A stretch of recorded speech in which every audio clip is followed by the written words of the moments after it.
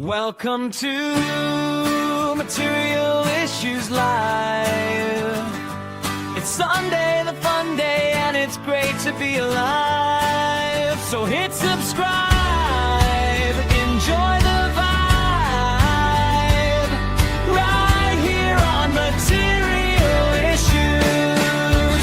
Welcome to Material Issues Live.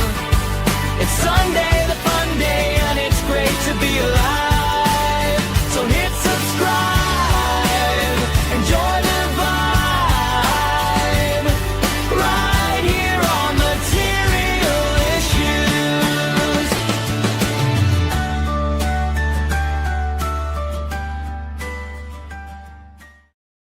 Yes, indeed, Material Issues on Sunday night. I can say that because I'm the only one in the room right now. Sunday Night Live, Material Issues. It's episode number 268. I'm Mark Hershberger of Pop Detective Records.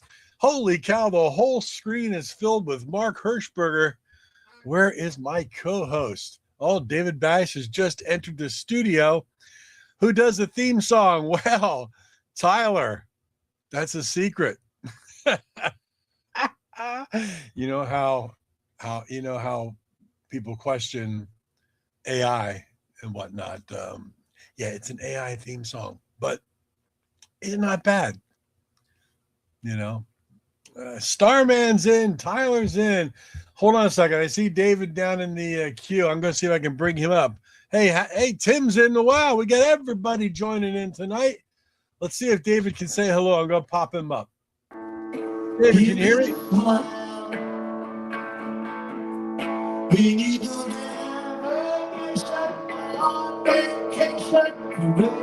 David is live.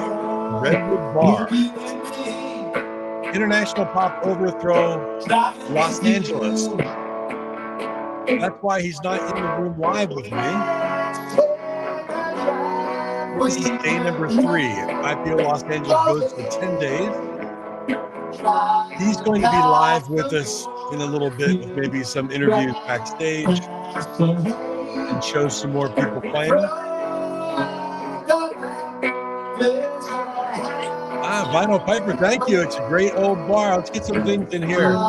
Tyler wanted to know who the theme song was. Sounded great. Thank you, Tyler. Starman is in. Happy Sunday night. Vinyl Piper, it's a great old bar. Yeah, David said the vibe at the Redwood Bar is really cool. I've never been there. I'm over here on the East Coast, South Jersey right now.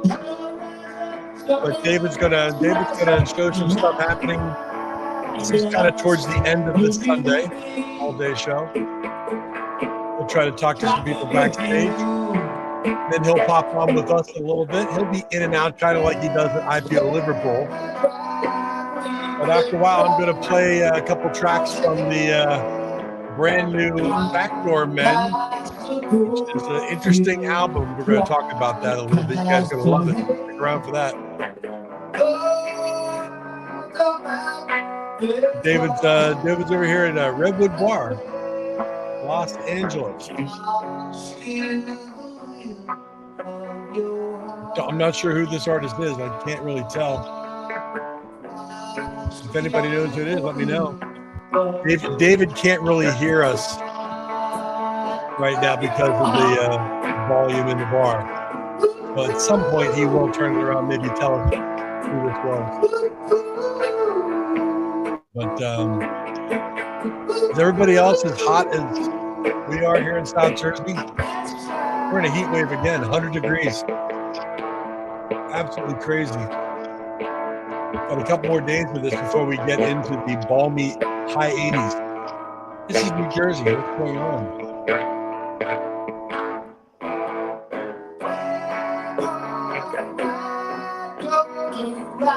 That's the cool thing about David's International Pop Overthrow shows all over the world. I mean, full bands can come in and rock out. And many times he has just solo artists that might be part of a band that the rest of the band can't make it. or they might just be solo artists and they get up there on stage and sing their song. Vinyl pipe 103. Yeah, but it's a dry heat, right?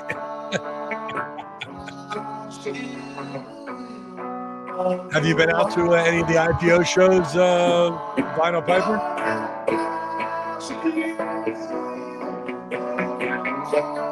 Yeah, man. Star man. Let me know when you're hanging out anywhere.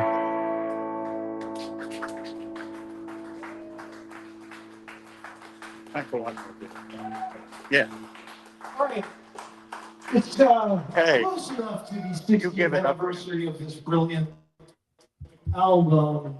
He's still here. My favorite bands. I'm assuming you probably Did you get that, Mark? Okay. Yeah, good. we were watching that. Yeah, very cool. I don't know if Danette's still here. I'm going outside to see if one of our. Hey, Danette, you want to do an interview? Sure. All right, come on.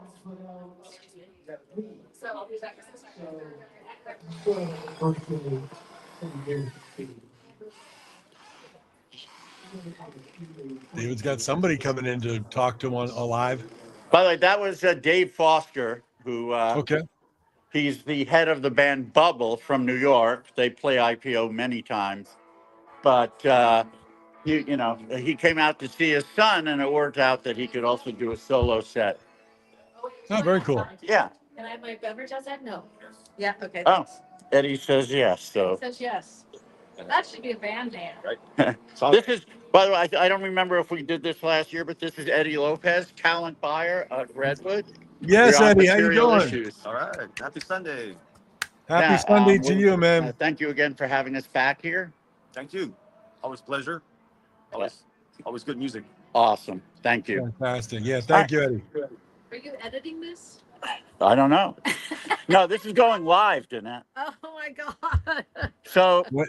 here's a lady who I've known for a few years. She had a band in the late 80s, early 90s called the Tearjerkers. They were a power pop band that were really good. And since then, she's been releasing all kinds of music, a lot from the Great American Songbook. But today she put together an ensemble called the Sonic Scene, who were really, really soulful.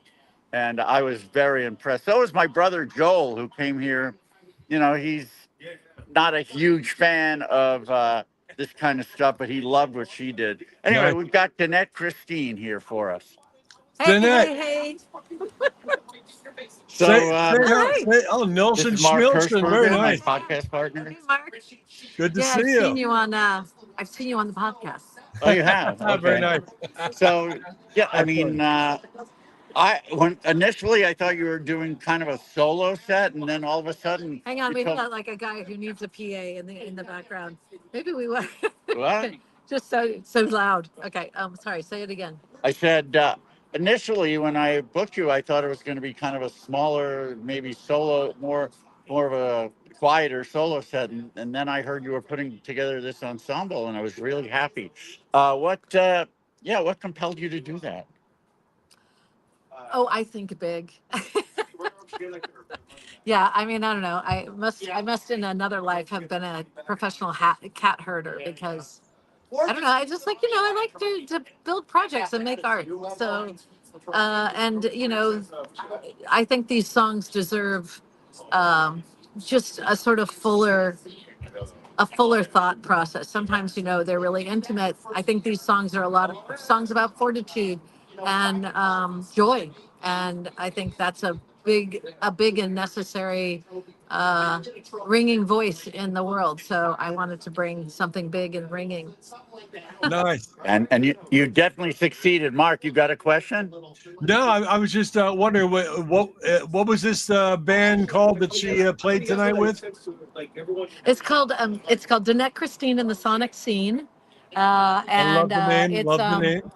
it's an OG sort of soul band with a trumpet and a trombone, not saxophone, and then horns. And we've got Phil Parlapiano, who is an LA sort of icon, and Robert Luis, who is a friend I met in Cuba, came to America, won a Grammy, and plays with me, which is just incredible. And Carlos Haddam on drums, and Adam Levy, who is just my soul brother. As a bassist, it's hard to hand off the bass parts that I wrote to somebody else, and he seems to be able to channel where he's going to read my mind. So I'm very happy to have found him in my band. Are you planning on doing this more? Are you planning on doing this more in the future? Recording with these kind of people? So we have recorded. We're putting out a single right now, like literally this week, called Roller Skate, and it's our first recording with this band, and we have a series. So what I did is I created in the winter what I'm calling the season of the single, or my season as a single. The idea being every season putting out a song that's a single, just rather than doing an album. The idea, they're sort of different, different vibes, but I feel like giving them each sort of a little bit of attention. Yeah, yeah. And where can David ask her where people can possibly find this single? Where can Danette? Where can people find the single? Oh, DanetteChristine.com. Just at my website, which is, it's a fun website. It has everything that you ever wanted. I mean, it's also available on Bandcamp and then, Spotify. Who cares? Wonderful. Yeah, sure. All right. But Well, good. I mean, it's available everywhere. I prefer people to go to Bandcamp or to our website because that's music that goes to the band fund, as opposed to the corporations or the infrastructure. But yeah, I mean, we just it's a good contribution to original music. Indeed. Danette Christine, Bandcamp. Look it up, my friends. Single coming out.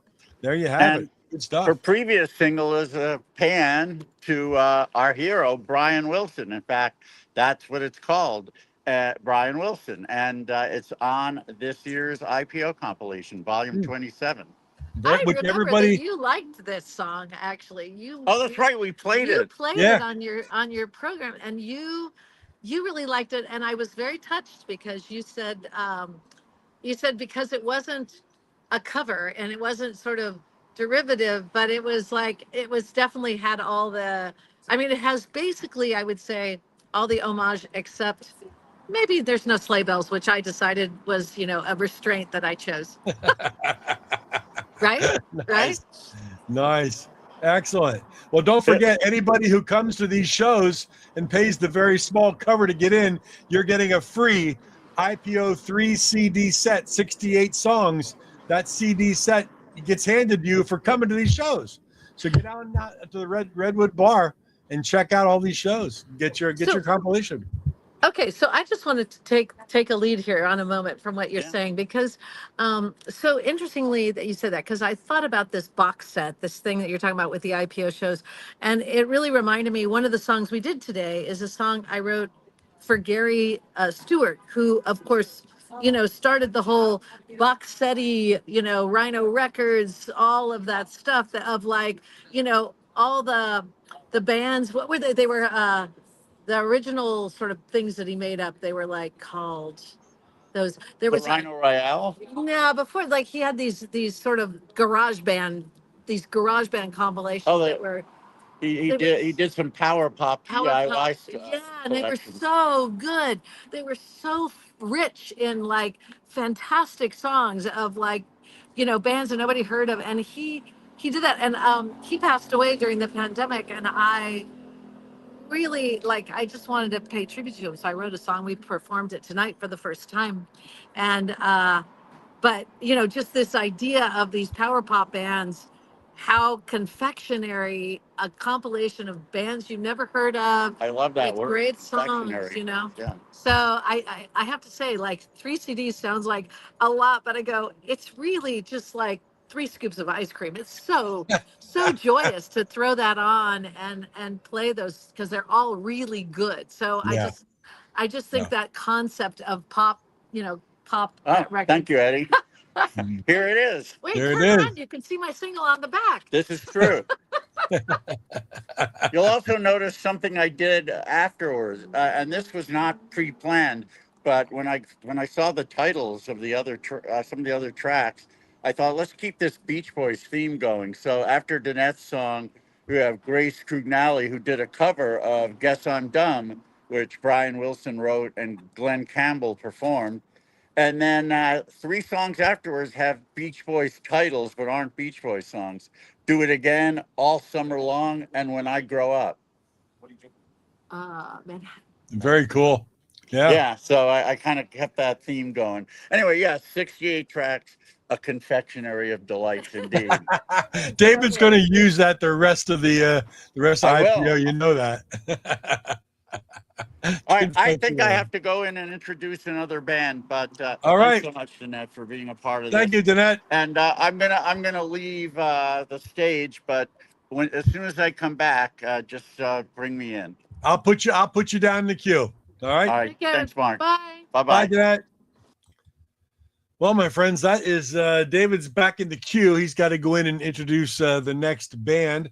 If you've never been to an IPO show, wherever David has done it over the last 20-something years, whether it be Liverpool, Stockholm, Amsterdam, Manchester, over here in the States, he's done it in Philadelphia, New York, Boston, Youngstown, LA, Seattle, up into Canada, Toronto, Vancouver, on and on and on. If you've never been to an IPO show, if it's coming anywhere near you, I highly recommend it. Not only because there's 5, 6, 7 bands playing a night, and you get to see some really, really good bands having a great time playing this genre we call power pop, or even if it's soul. You know, David doesn't stick to primarily just power pop. That's the overwhelming kind of, teeter-totter on it, but a lot of great music. And right now, IPO Los Angeles is going on at the Redwood Bar in LA. And if you get down there, I think he said the cover was $10 to get in the door, but you're handed a free 3 CD set of IPO, International Pop Overthrow volume, what was it, 27, something like that? 68 tracks. And that's not just tonight. That's at every IPO show for the next 7 days. I think we're on 7 more days. So yeah, if you're around the Redwood Bar in LA, get down there, check out the shows, and check out the free CD with 68 fantastic tracks on it. But hey, we're just gonna kind of sit here and chew the fat a little bit. As I said, I want to play some tracks tonight from the Backdoor Men. If you're not familiar with the Backdoor Men, they were a Cleveland area band all the way back in the 90s, mid to late 90s. One of the main members and songwriters for the Backdoor Men was a guy named Terry Hartman, just a longtime, very old friend of mine. 2003, when the Backdoor Men kind of were going different directions, Terry moved on and joined the Deadbeat Poets. The Deadbeat Poets being Frank Sesich, Pete Drevere, and John Corey. Terry joined them as one of the 2 primary songwriters, with Frank Sesich and himself, but Pete and John wrote songs as well.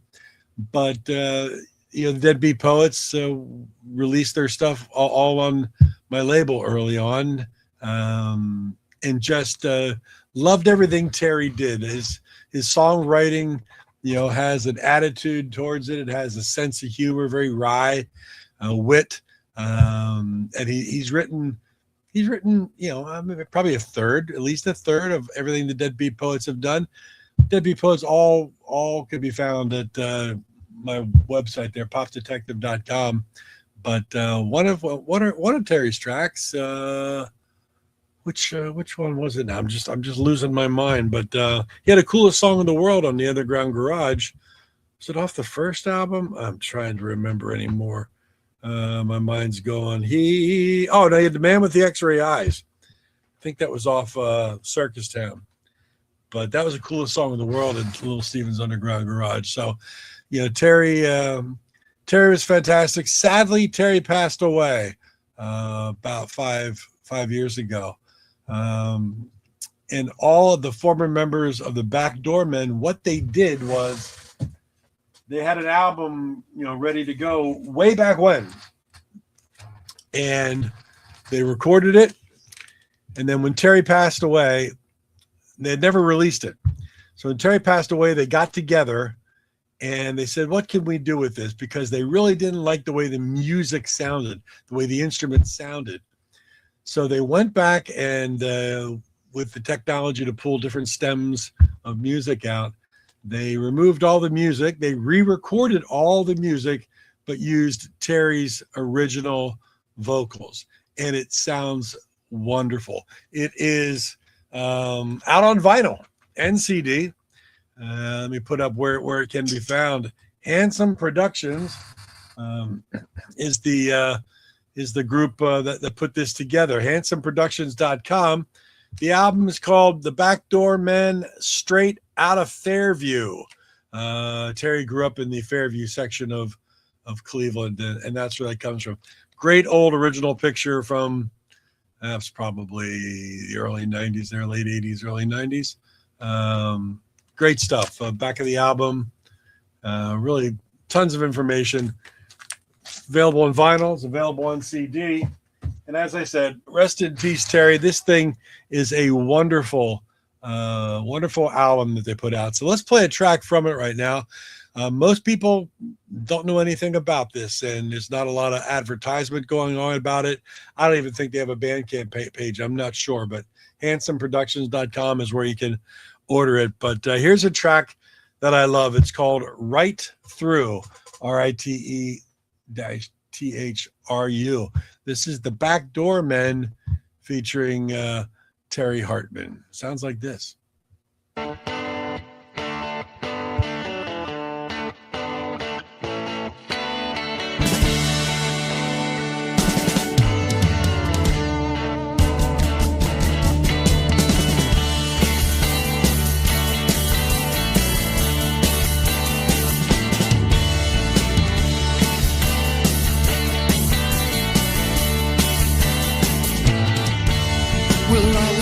Younger than I thought I was when I turned the corner and I turned to dust.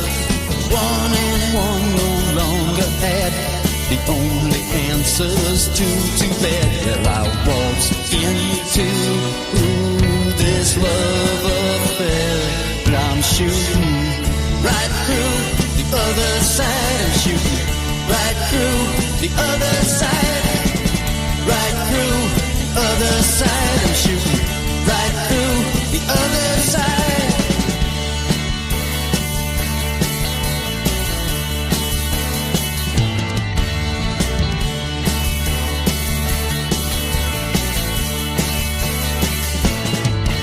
Well, I robbed myself in the deals I made. I took my time, I took what came. Everything I wanted was beyond my grasp.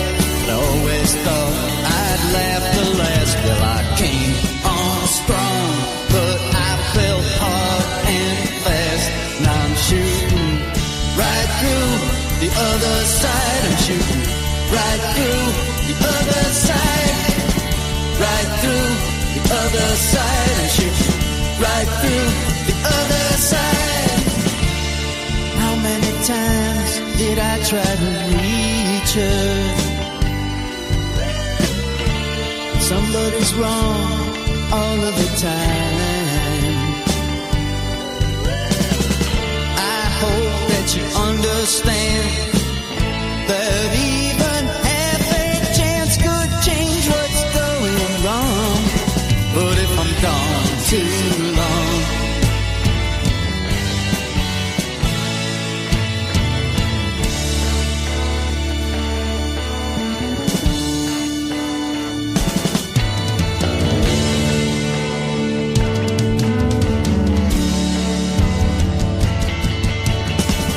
I'm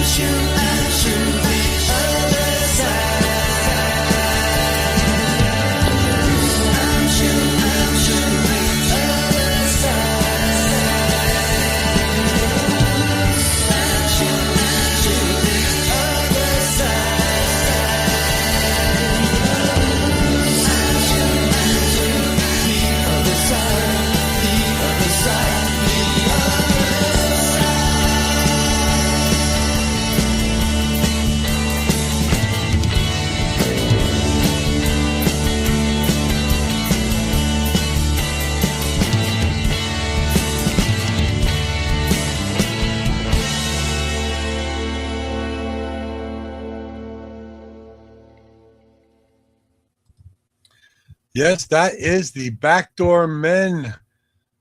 Right through. That's Terry Hartman. Terry Hartman, as I said, was part of the Deadbeat Poets for many, many years, many releases on Pop Detective Records. Starman, thank you very much. Yeah, Handsome Productions is the little group, part of the former members of the Backdoor Men that put this out, really in tribute to Terry. Terry was one heck of a songwriter. Not only did we did with Pop Detective Records, we did a lot of things here in the States, but I was also the driver of the van when we toured the UK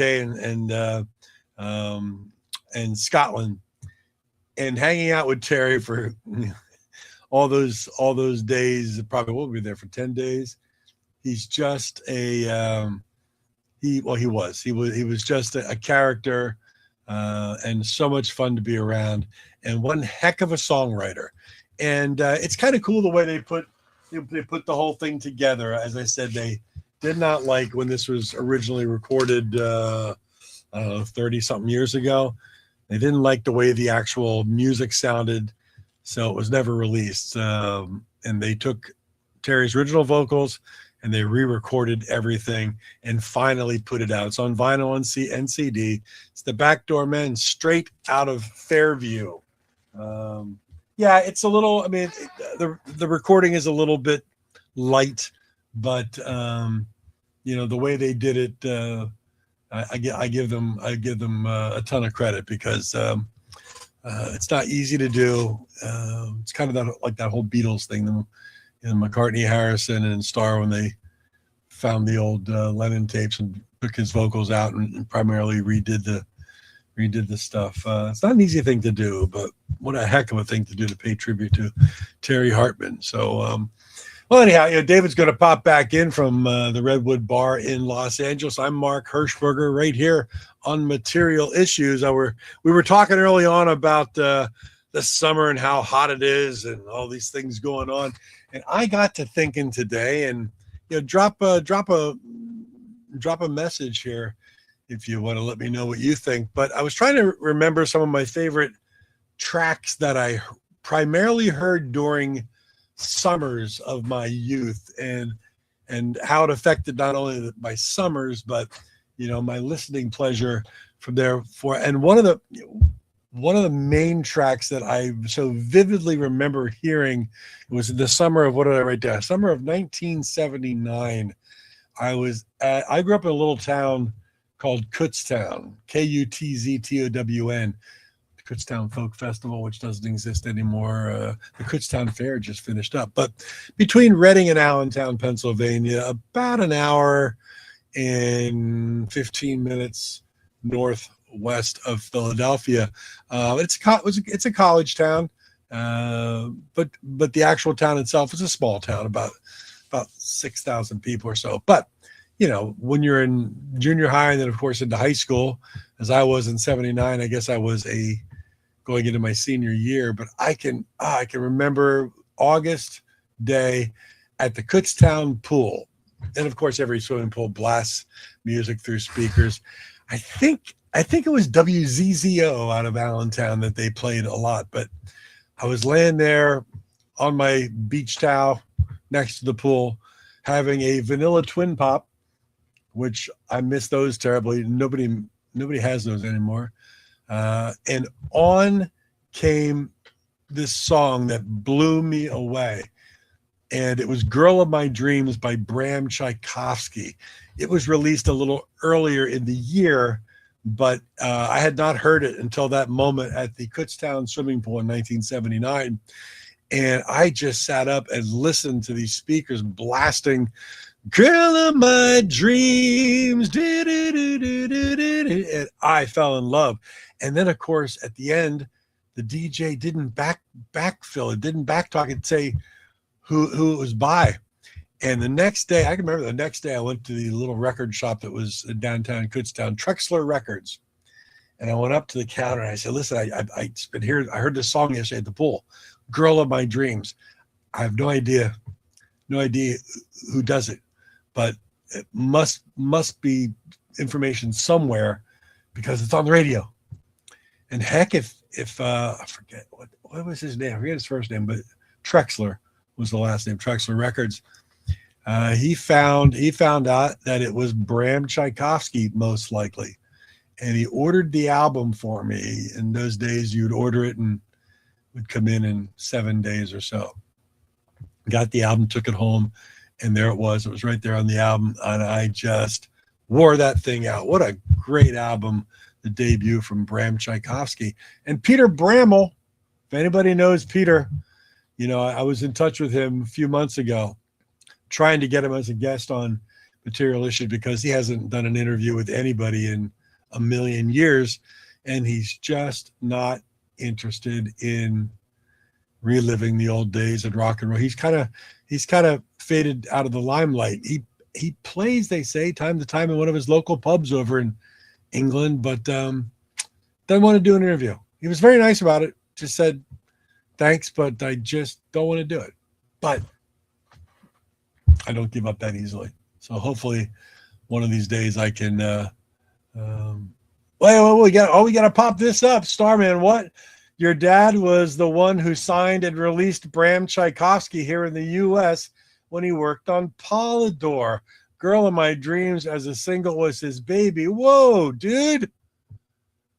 Wait a minute. That's a shame. I'd love to hear more from Bram. The Motors. Yes, the Motors and Bram Tchaikovsky.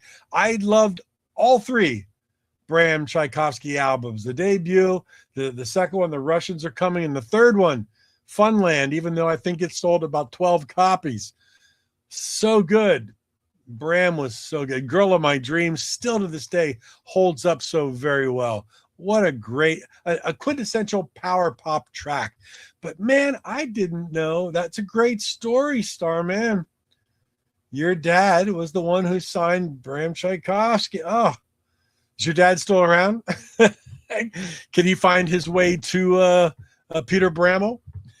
Tell him, listen, get on Material Issues, because that would be something. But who knows? Who knows whether Peter has decent technology and internet and things like that. That's always, we run into that kind of problem. Matter of fact, we got a guest coming up in a couple of weeks who we're already being told is a little iffy on technology. So we've got to get him in here to test out the connection before we go live. Let's check it out. Starman says Dad did a deal with Andrew Lauder to license everything on Radar. Yeah, 999. Bar Nick Lowe and Elvis Costello also put out the Yachts. The Yachts. Okay. Starman, phew. The Yachts are probably in my top 5 all time. Love the Yachts, as does David. I'll definitely put a word. I'm sure he'd enjoy speaking to you guys about these bands and artists. You know what? Let's talk to your dad. This would be great. We've got, in a couple of weeks, we'll talk about this at the end of the show, but we've got somebody who was a longtime executive at Universal Music coming up in a couple of weeks to talk to, which is going to be really interesting. But yes, Starman, you know how to get in touch with us here, and popdetective@gmail.com. Let's talk about this, and it'd be great to get your dad on here and just talk about some of these things he did. Oh my gosh, okay, you're killing me. Anybody else who knows this stuff? My dad conceived and compiled the biggest tour in sport for 999 because he couldn't license the original Homicide from United.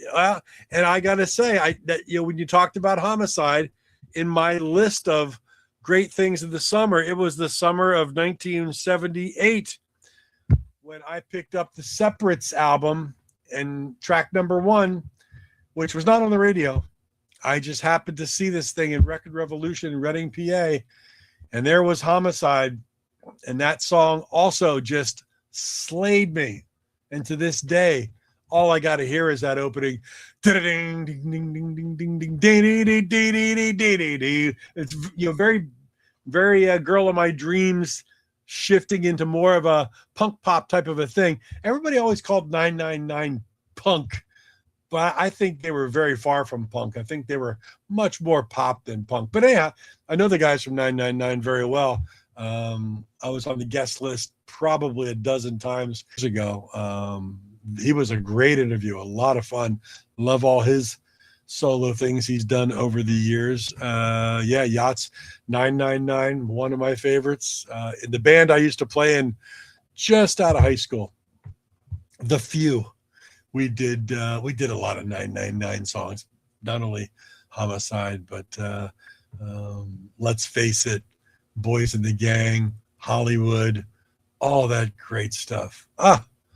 Bringing back great memories for me. But yeah, so I mean, that's some of the things that, like, Bram Tchaikovsky was a big summer song for me.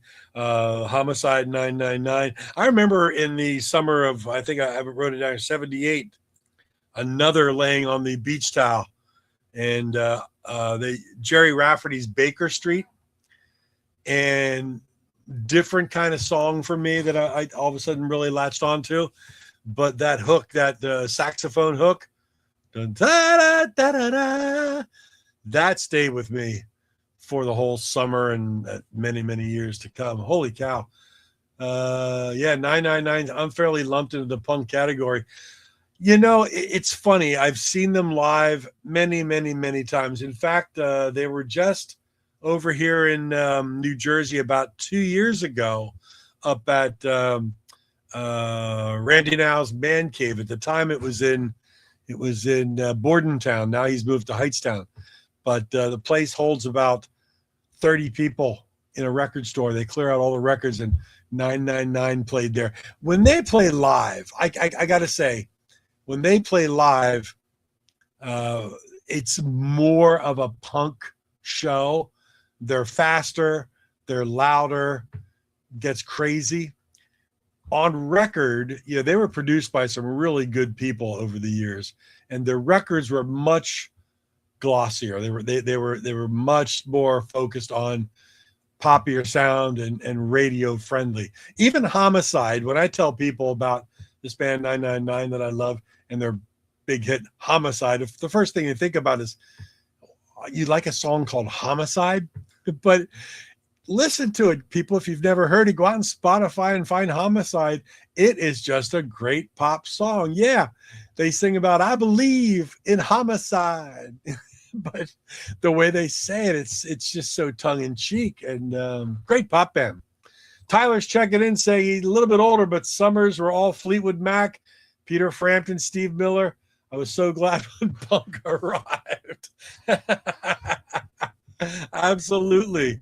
Tim, when the saxophone towards the end of Baker Street turns into guitar solo, took you, yeah, see, absolutely. You know, these things that you remember, the stuff that back in those days in the 70s, I had what they always called the big cans, you know, the big headphones, and the long twirly cord that stretched like this. I plugged into my stereo system, and I had what's the album called? I can't, what Baker Street was on it, but man, I would just sit there, and you would sit back in my room. Just, it's like Calgon Take Me Away moment, and the stereo through the cans, just so good. Yeah, I wish I knew. I'd absolutely gone to see them in Bordentown with oh my gosh. I'm not ruling out that they won't come back. They loved playing there so much. They always do. So, yeah, and they're still playing. Nick's doing fine. Guy Days is great. They've got Arturo Basic is the bass player for like 25 years now, 30 years now.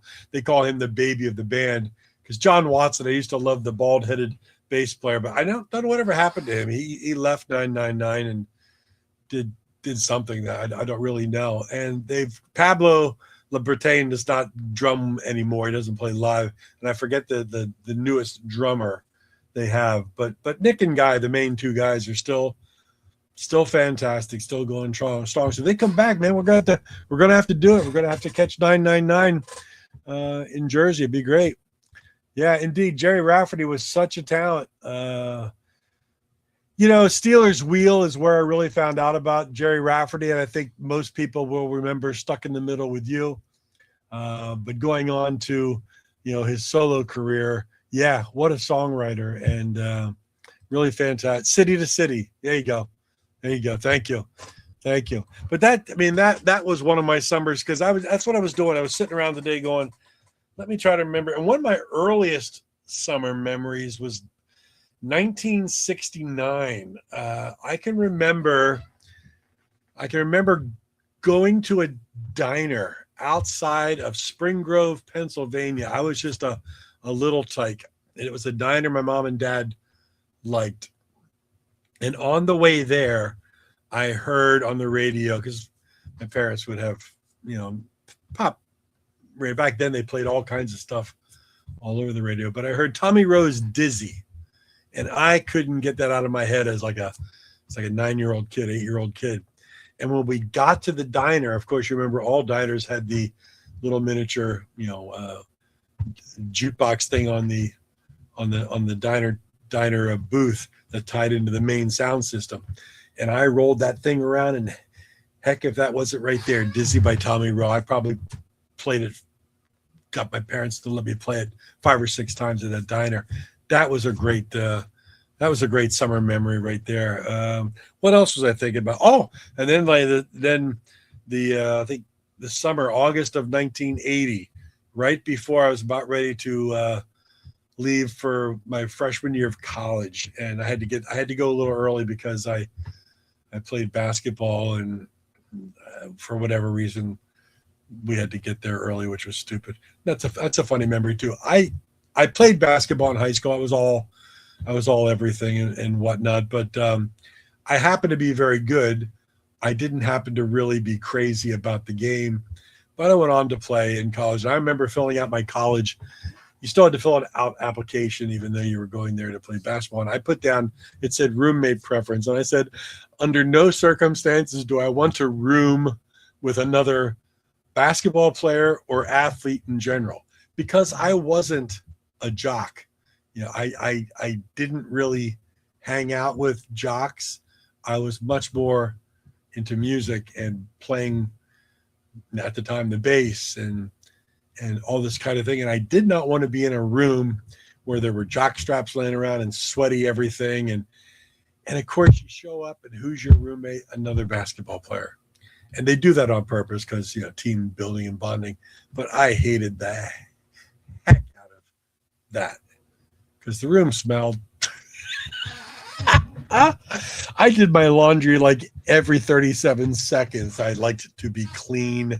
But anyway, that August before I took off for college, I remember Pete Townshend's "Let My Love Open the Door," because that year was filled with a lot of very lightweight, disco-y, poppy kind of stuff, and I really fell in love with Townshend's "My Love Open the Door." And that just rung. That stayed with me for a few months. I grabbed that album and played that to death in my freshman year of college. And so I was just thinking, summer memories of songs. Songs always kick off good memories. All the way back to the very first album I was ever given was late 60s, 1968, I believe it was. My parents for Christmas got me one of those little dance sets, those little, turntable units. Speakers were built in because I love music. And of course they bought me all these little kids 45s and things. But my godfather, Wayne Miller, as Uncle Mose, as we called him, not related by blood or anything, but my godfather, his daughter was, I guess she was 7 or 8 years older than I was. So in 1968, when I was 7, she was probably 17. She probably maybe 10 years older than me. But she gave me the U.S. version, the Beatles' second album, as a Christmas present. So between that and that dance set, I wore that album to the point where the grooves weren't even working anymore. Such great memories. That's my first album that I ever owned. And after that, that was it. I begged my parents Christmas, birthday, Easter, 4th of July, anything. Anytime you could get me an album, please do. And then, of course, early into the 70s when I had my paper route, that's where 99% of the money that I made went to buying vinyl, went to buying 45s, went to just all of that. And I, to this day, I'm very grateful. I never got rid of the vinyl. I've got it all and still have it to this day. But yeah, it's great. So talking about vinyl, we played a little bit earlier. Terry Hartman from the Backdoor Men. This new album, it's out on vinyl. It's out on CD. It's from Handsome Productions out in Cleveland. Terry Hartman right in the middle, former member of the Deadbeat Poets that were on Pop Detective Records. All their albums and their singles and EPs, all available at popdetective.com. All these guys, when they originally recorded this album 30 years ago, they never released it. They didn't like the way the music sounded. But when Terry died 5 years ago, the original members of the Backdoor Men got together. Through technology, they pulled out all of Terry's vocals, re-recorded everything, all the tracks to make it sound a whole lot better than what it did. And this is the result. And I absolutely love it. It's available at handsomeproductions.com. I'm going to play a second song off it. The first song we played on it was called Right Through. Here's a second song. It's called Light of Day. This is Terry Hartman track, Terry Hartman on vocals, all backing background music redone by the former members of the Backdoor Men out of Cleveland. So here it is, Light of Day.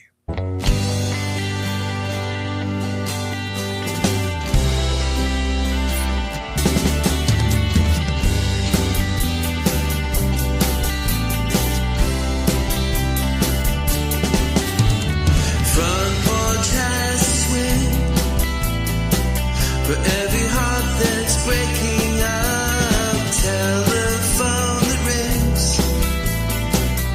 elements of circumvention, everything that shines, everything that walks away, suddenly looks different in the light of day, in the light of day.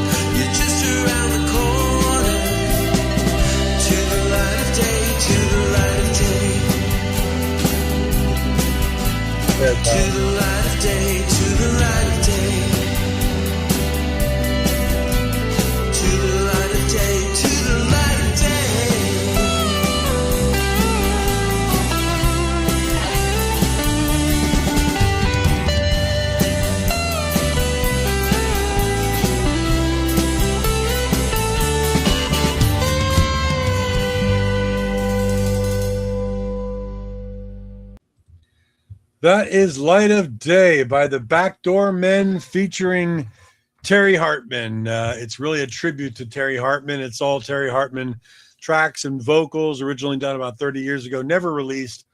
All the background music completely redone by the former members of the Backdoor Men. in tribute to Terry. Terry passed away about 5 years ago. He was an integral part of the Deadbeat Poets on my label, Pop Detective Records. You see it right there under my name, popdetective.com. While we were playing that, David popped back in the queue. Looked like he wanted to say something, but he couldn't get back on. So I'm sure he'll be back with us momentarily. But yeah, if you're interested in that, Handsome Productions, you pick up the vinyl, pick up the CD. It's really a cool project. And Terry was such a great guy. His work with the Poets and the coolest songs in the world on Sirius XM, Little Steven, such a great guy. I toured the UK and Scotland with him and all over places in the US. They played IPOs everywhere, the Deadbeat Poets. And speaking of that, David's out in the Redwood Bar, Los Angeles. IPO LA is, I guess, on day number 3 of 10 or so. And of course, if you go down to the Redwood Bar, any of the next 6 nights, you pay the $10 cover to get in and see a lot of great bands. You also get free the 3-disc set IPO CD number. What number is this CD? I forget. It's volume 27. There it is. International Pop Overthrow, volume 27. It's got 68 tracks. A few minutes ago, whenever David was on, he talked about, you'll see under disc number 2, track number 4, Danette Christine and her song Brian Wilson. We just did a little interview with her earlier in the show. But to hear that song and kind of a run of songs that were all kind of Beach Boys inspired or related, it goes right there in the middle of track number 2. But this really is a great compilation. 68 tracks, International Pop Overthrow, volume 27, free when you pay your cover and get in to see the bands at the Redwood Bar. Otherwise, it's going to be on Omnivore Records in the not too distant future. So you can go to Omnivore and buy it. I don't think they charge very much either. I think it might be $22 or something, $24. Don't quote me on it. But, even if you can't get to an IPO show in LA and get it free, which is what David does every year with these compilations, God bless him, you can buy it through omnivorerecordings.com in the very near future. I'm not sure whether it's available quite yet because David just got them. So yeah, we're hanging out here. Material Issues, episode number 268, if you can believe that. Hard to believe. David and I, every once in a while, we talk about this show, and quite honestly, back when COVID hit, shut down everything IPO related. David couldn't do the shows anywhere, and he was just stopped. That's his passion, his love, his income, everything shut down, and I could tell he's getting a little depressed over it. I mean, who wouldn't?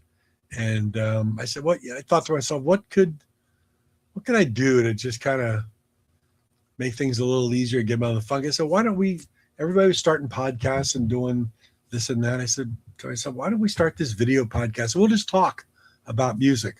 We'll just hang out together maybe for half an hour I think back then it was on a Wednesday night. And, it lasted for an hour, the first 1 or 2 shows. And we had a great time playing some music, talking. And then all of a sudden David said, I forget who the first guest was, but we got, was it Jeff Whalen of Czar? I think it might have been, because we could do guests, right? Oh, wait, here comes David. Let's check him out.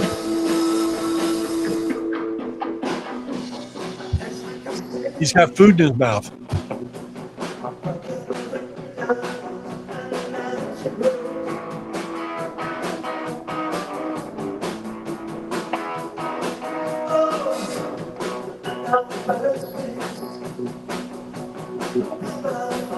David's live at the Redwood Bar, IPO LA. Very cool venue. I like the ship's wheel on top of the ceiling right there. He'll let us know who's on stage right now. We might even get an interview with the previous band.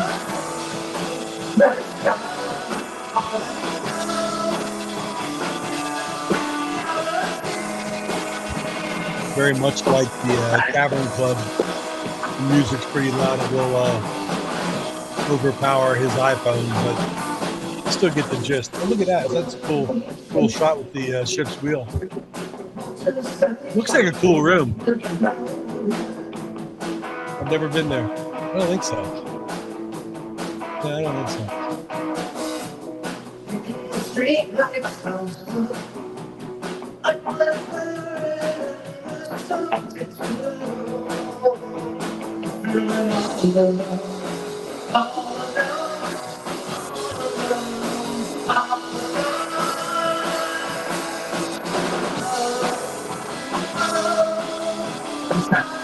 Yes, Carmen, make sure you get in touch with me at popdetective@gmail.com. It'd be cool to get your dad on here. That's really interesting. We'll talk more about this. We got a lot of things coming up, so we're kind of booking into mid-September right now. We'll get something going on. That's some very cool information. Blown away by all that stuff just because we brought up Ram Tchaikovsky 999. Oh, very cool. We're essentially going to do this next Sunday as well, because that'll be the final day of IPO Los Angeles. So tonight and next Sunday, kind of hang out doing the same kind of thing.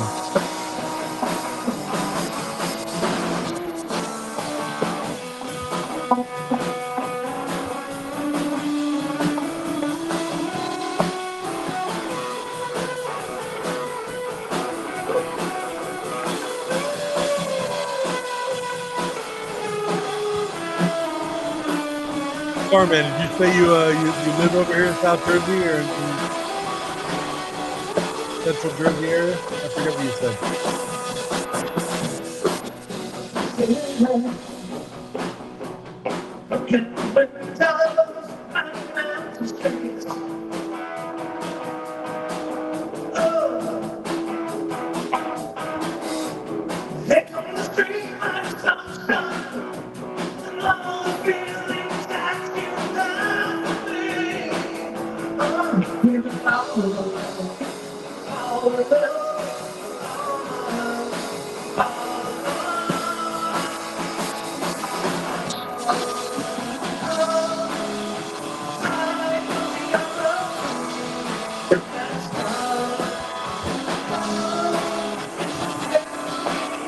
Absolutely. I'm interested in all the artists he might have been involved with. It's really cool.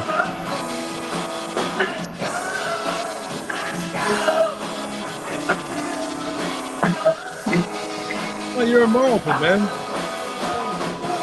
We need to get together and have lunch one of these days. Or dinner. Or an ice cream cone. You're right down the street, man.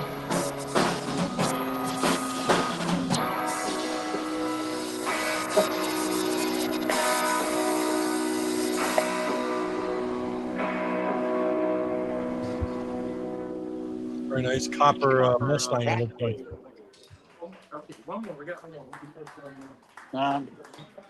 Honey, give it up for them. Thank you again for the Redwood Bar hosting this, and They have one more. this great music festival here. Appreciate it. When David says honey, he's talking about Rena.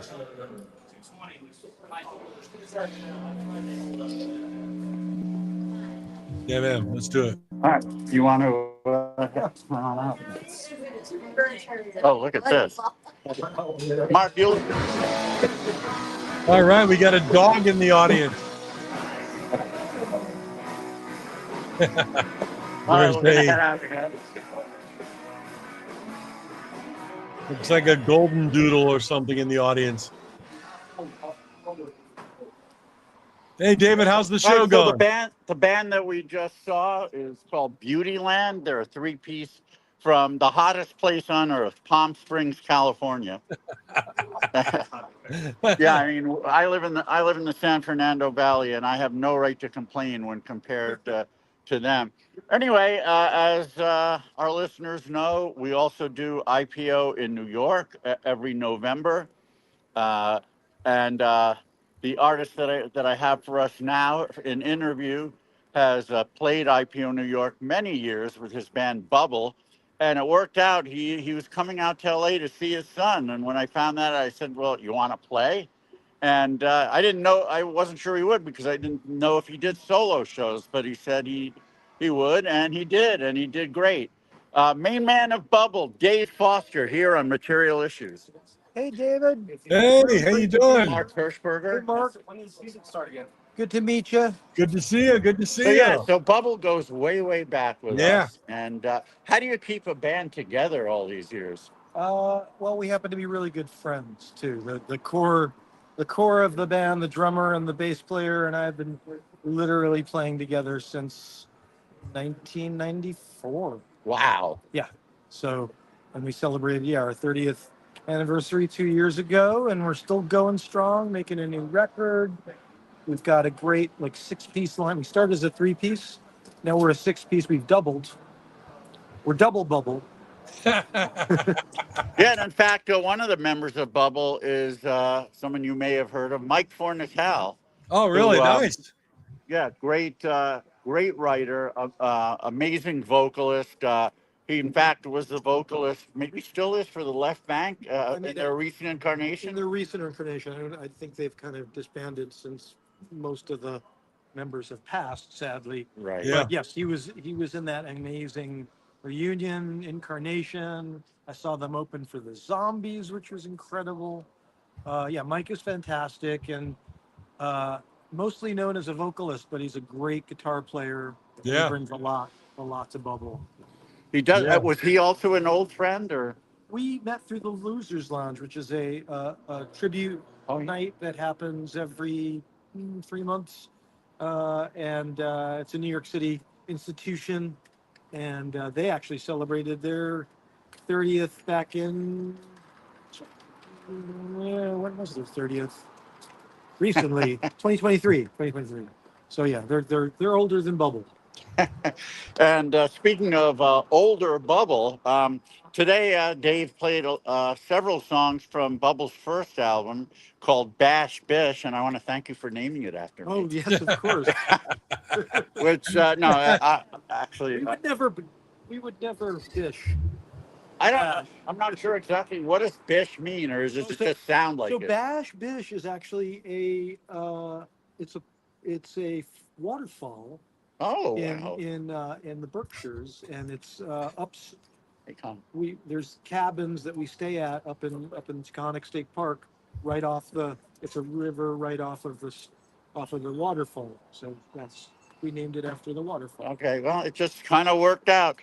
Sometimes coincidences work. It turns out that the act who's coming up in just a bit, Michael Culhane, he and Dave, when Michael lived in New York, they played shows together. I had no idea about this. Yep. And you So put them now back to back or it's back. kind of a Same reunion. bill. Yep. And you put them on the same bill. That's great. Yeah, it worked out. Mark, you have any questions for Dave? Interesting about you talk about playing with Mike Fornatal. I saw him, leading the vocals on Left Bank at Joe's Pub many years ago. Oh yeah. And yeah, such a great vocalist. And I also knew he played guitar well. So yeah, looking forward to whatever you guys are going to do in the future. That'd be great. Yeah, he's fantastic, and he's also just a brilliant harmonic mind, and so harmonies, and yeah, he's the man. He's indeed. the pop Neville. mind. Best He of really luck is. with And it, one- man. Yeah. One thing I'm hoping to see is he puts on shows where he does songs of a particular year. And I think he has one coming up right after IPO. Right after IPO. So the I'm going to be in Tuesday town. after, I'm going to see It's it. 1971. Wow, that's like right in my wheelhouse. there's some good 1971. I'm sure. I'm sure it's not just the big hits. So, No, not with Mike. are you Mike. part of this? Are you Yeah, part of? I'm in the band. Oh my God! All right, so Nice. Dave is in the band. So I'll There be you seeing go. him twice. Once at IPO with Bubble, and then with Mike's band at the 1971 tribute. So Bubble has a new album coming out, which is really great news. Anything different inspire the songs on this one, or? I mean, it's I think a lot of them were written during the pandemic. So, there's stuff about isolation and connection and raising teenagers, stuff people can relate to. And we recorded it all pretty much live at this great studio called the Carriage House, Connecticut. A lot of great people have recorded there. So it's going to be a really different record for us in that it's going to sound like us live, which, it's Wow. yeah. And the Yeah, very ensemble cool. Bubble has right now is really impressive. So Nice. I'm Look forward to very that. much looking forward to that. Indeed. All right. Great Anyway, stuff. Yeah. that was Dave Foster of the band Bubble, who came out to LA and played a show, our show, IPO show here at the Redwood Bar. And by the way, this is our 5th year at Redwood Bar. Again, you met Eddie a little earlier. I want to thank him for having us back. We'll be here tomorrow, Tuesday, Wednesday, and Thursday.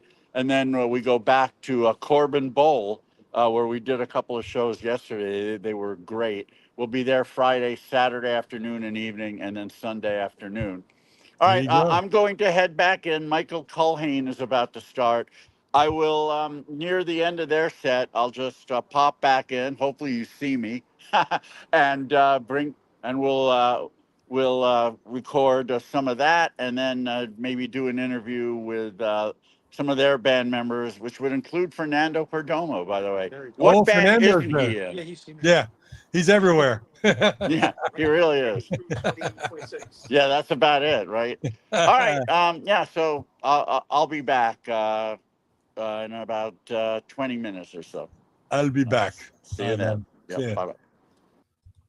All right. Well, David Bash is hanging out in IPO Liverpool. I wish. IPO LA. Doing some interviews. It's his hometown. This is where IPO International Pop Overthrow started, and he keeps it going. And as he said, Redwood Bar all the way through Thursday, and then Corbin Bowl Friday, Saturday, Sunday. So if you're in the area and you want to go to either one of those, again, you pay the $10 cover to see 5, 6, 7 great bands, and you get a free copy of the 3 CD set, International Pop Overthrow Volume 27. It is 3 CDs. It is 68 tracks. And it's all yours just for paying the cover and going to watch great bands. I mean, where else does that happen? Where else does that happen? A lot of great stuff on here. I'm just scanning this real quick. Disc 1, track number 2, Cal Everett with Older Now. What a great track that is. We had Cal on the show. He was the main singer-songwriter of 4 Out of 5 Doctors, and he was on our show not too long ago, about 2 months ago or so. And he's got a track here on IPO Volume 27. He got a lot of great bands that we've known for a long time. Captain Wilberforce is fantastic. Zombies of the Stratosphere, and then a lot of Cosmo Topper. Just had him on the show too long ago. Blake Jones and the Trike Shop. The William Pears. Haven't heard much from them in a long time. I'm talking 20 years, and they got a track on this IPO CD, Life for Secondhand Goods. I don't have my copy of the CD yet because David just got them all for IPO LA. So I'm looking forward to hearing that and all this great music. Of course, Ronnie Daddario, the father of the Daddario brothers, the Lemon Twigs. He's got a track here on his from his latest album on here. So we got a lot of these great bands and people we've known for a long time, but there's a lot of great bands and people that I haven't heard before. Lavinia Blackwell leads off disc number 2, and that was David's 2025 number 1 album of that year, and I can vouch for that album. What a great album. I've got it. She sent it to me autographed from the UK. It is killer. So if you're not familiar with Lavinia Blackwell, listen to the leadoff track on disc 2, Keep Me Away from the Dark. Wow, it's so good. And then we heard from Jeanette Christine earlier in this show tonight, a little a little interview she did, and she got a track here with an upcoming album. Well, of course, Rydell High, we've known about them for a long time. Well, Jeremy's a very good friend of all of ours, I think, David and myself, and everybody who's been around the scene for the last 30 years or so knows and loves Jeremy. Probably the most prolific songwriter and CD creator I've ever known. It seems like every 3 months I get a new CD in the mail from Jeremy, and I greatly appreciate it. Not only just a wonderful musician, singer, songwriter, but just one heck of a nice guy, one of the best on the planet. What's on disc 3? Oh yeah, he's put the, I guess they're doing a reissue from the Knack, from their latter day album. This track Pop is Dead, great track. If you thought the Knack disappeared after their second album, they didn't. They kept releasing some stuff, and Pop is Dead was a great track. So they're on this compilation. Sonny Wilson's track, wonderful. You got to check that out. Leisure McCorkle's been around a long time. Sue Hedges, yes indeed.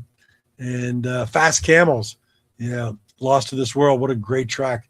And we played some of Fast Camels a few shows ago on one of our track playing shows. But look at that, 68 tracks. You get it all for free just for going to the Redwood Bar one of the next 4 nights, or Corbin Bowl Friday, Saturday, Sunday out in LA. So check it out. Yeah, we played tracks tonight for the Backdoor Men and Terry Hartman.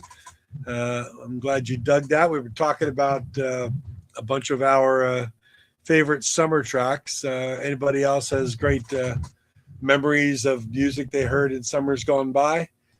Drop it in the comment. We'll talk about it a little bit. Learn something brand new with Starman and his dad involved in the U.S. with Bram Tchaikovsky and 999 and the yachts. Oh my gosh, could talk about the yachts for hours. What I really loved about the yachts is that they had very much a power pop sensibility, but they really drove it all with a keyboard sound, unlike the keyboard sounds of the 80s when it got into, very computerized sounding drums and keyboards. Now, the yachts had a like the Leslie speakers and keyboards leading like all of their tracks. It was like using their keyboard as lead guitar throughout, and just so good. If you're not familiar with the yachts, look, I guess I would think they're on Spotify. Let's see. Wait. Where? Oh yeah, good question. Yes, I do. I was just thinking about my jukebox today. Yes, Tyler, I have my jukebox. It is absolutely filled to the brim, and I do mix it up from time to time. Matter of fact, I'm glad you brought that up. Early on with this show, Material Issues, I had the bright idea of doing like an intro video. Like right now we have this great intro track, the Material Issue. But early on when we had guests, I created the little jukebox, what are they called? Hang tags or whatever that are, when you select A1 or B7. And I created a custom for the guests that we were going to have. And it was more work than it probably would have worked out to be, but I'd create the tag and print it out in color, open up the lid of the jukebox. You have to get in there and pull down to replace the tag under a certain thing and put it down, and I'd play background music digitally from there, and I'd zoom in with the camera right in the jukebox that showed the slip for whatever artist we were having on the show. It was kind of cool, but again, it was a lot of work for that. But now that you bring that up, it makes me think about it. I've got so many 45s, and the jukebox itself is a funny story if anybody wants to hear. We're just talking, but it's a 1968 Seaberg. Weighs about 8,000 pounds. Here's the interesting story about this jukebox. I always wanted a jukebox. I always thought about wouldn't it be cool to have a jukebox? Never could afford one. Never. It's just one of those things. But there was an older gentleman, Starman, you would know, up in Maple Shade area, who was advertising on somewhere. Was it Facebook or something? About he had a bunch of jukeboxes, and he was getting ready to move, downsize, all these kind of things, and they were going to go up for sale. So I went up to his house, and he had like 3 or 4. They were all refurbished nicely, all done nicely, all played well. And I fell in love with this Seaberg. And so, I bought the thing. He took out all his 45s. I didn't. He had a lot of things from like the 40s in there, maybe some 50s. But since the Seaberg was 1968, I wanted to fill it up with stuff from the 60s and a lot of things from 68. Now, here's the interesting thing about the Seaberg. When I got it home here, and believe me, I had to hire a piano moving company to move it and get it in my house.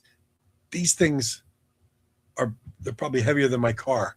It was really cool. It's so heavy. Got it in the house. I'm taking out his old tags, and I'm excited. I want to put 45s in. It works. It's great.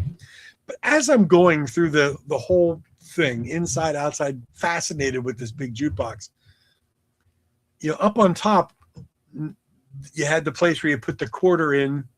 You get 3 plays for a quarter. And I was like, cool. Well, there's a lever inside the jukebox where you could turn that off. So the quarters aren't necessary. You could just punch A7, D9, whatever it may be. It'll play. And that's how he had it set. That's how I had it set. But I dropped a quarter in the slot just to see what it would do. And it barely went down. It was like, and if you hold on a second, I'll probably take until I'm getting a message in here from David. One second. We'll pick this up in a minute. He likes to send me these messages here. I'm just going to, he might not be back until 10 o'clock. We'll see if I can fill up the time. But anyhow, so I drop a quarter in the jukebox. You could see inside the jukebox that where the quarters dropped in, there's a long chute that goes down, and then it goes into a lockbox, so to speak.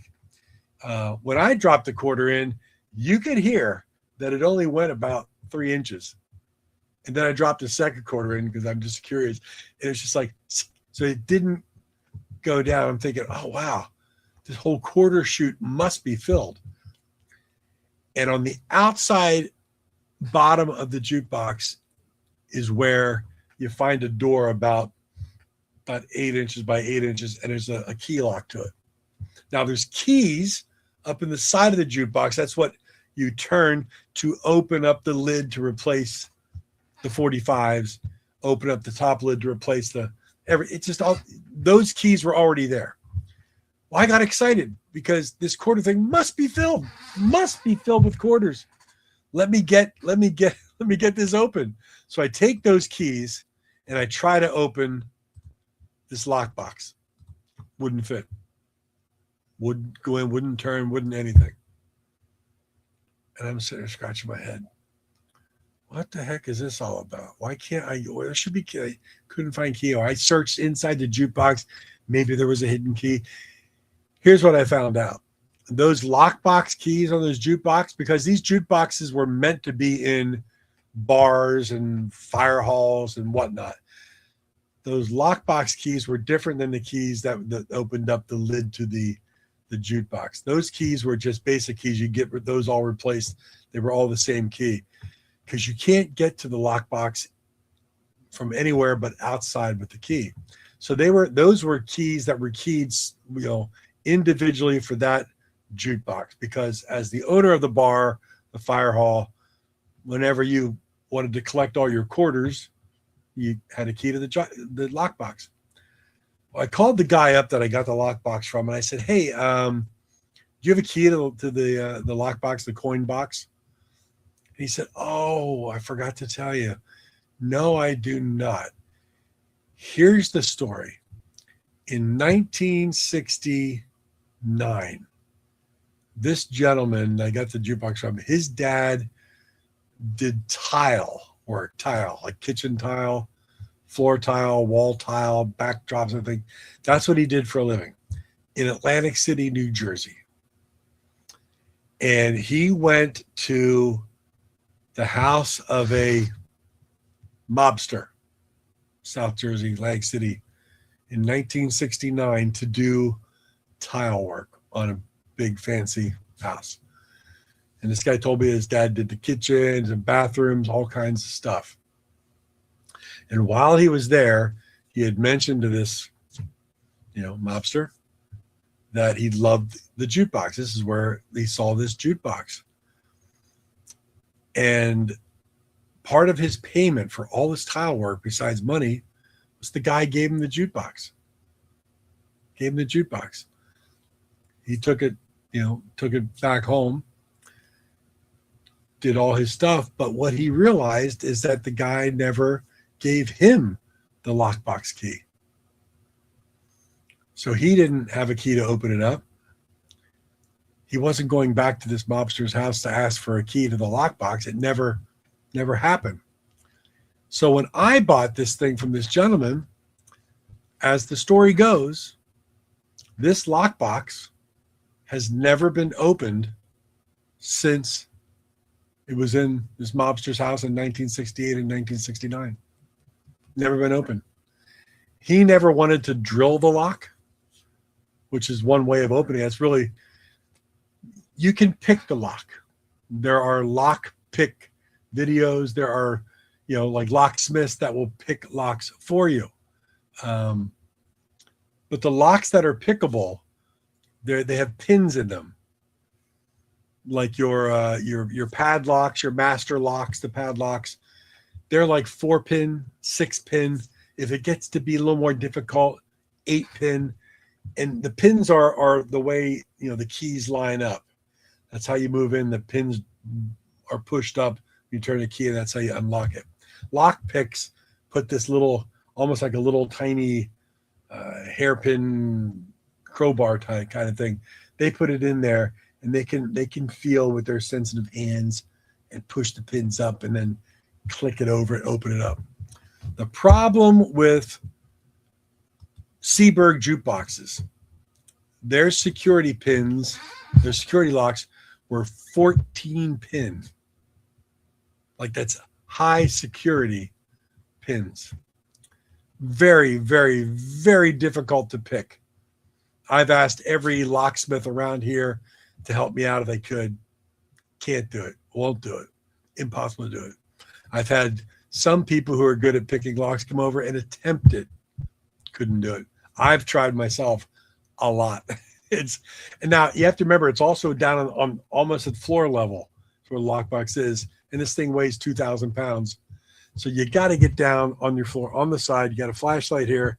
You got the little mechanism trying to pick the lock. It's just really frustrating, and I've never been able to do it. So the big question is, what's in this lockbox? I know it's full.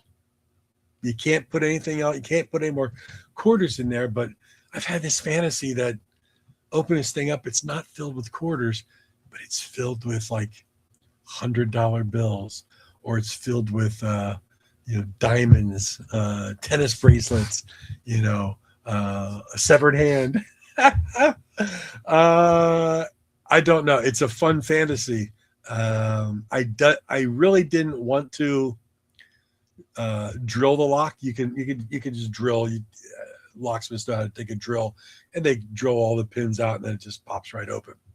Because I wanted to leave it original, but it really is that big a deal. So one of these days, I'll do a video of yeah, it is. Tyler, you're absolutely right.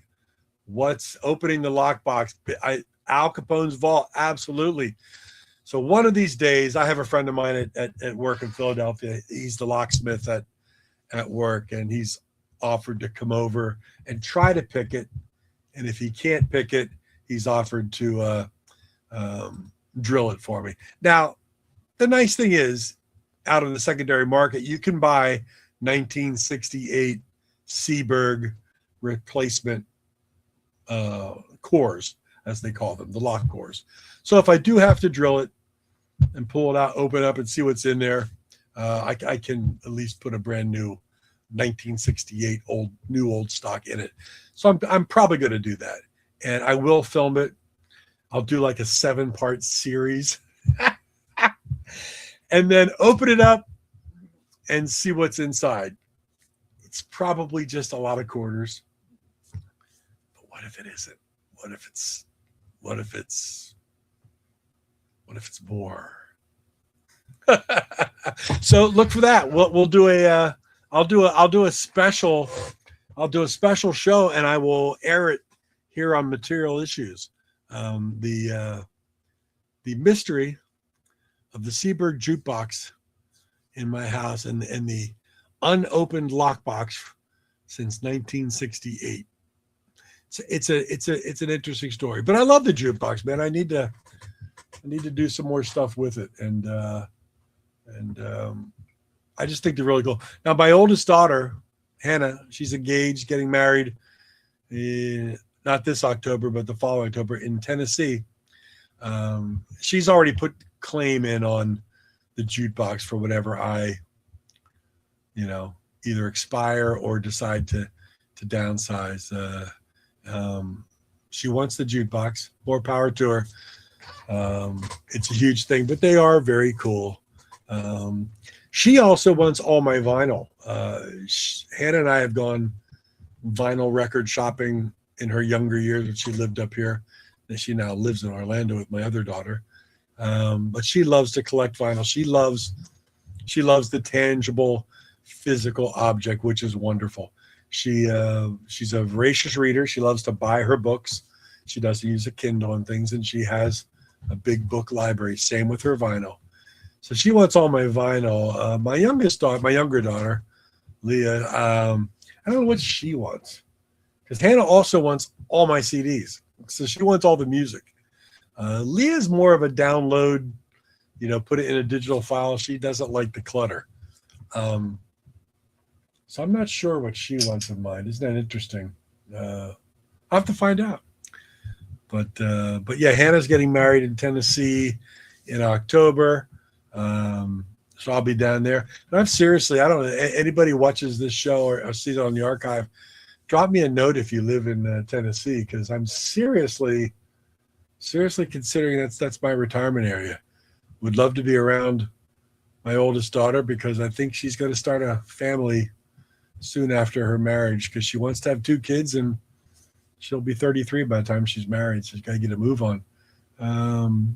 But Tennessee sounds good. They do not have a state income tax, and they don't have a state tax at all on pensions and Social Security, which would be the 2 main things for me, is my pension and Social Security.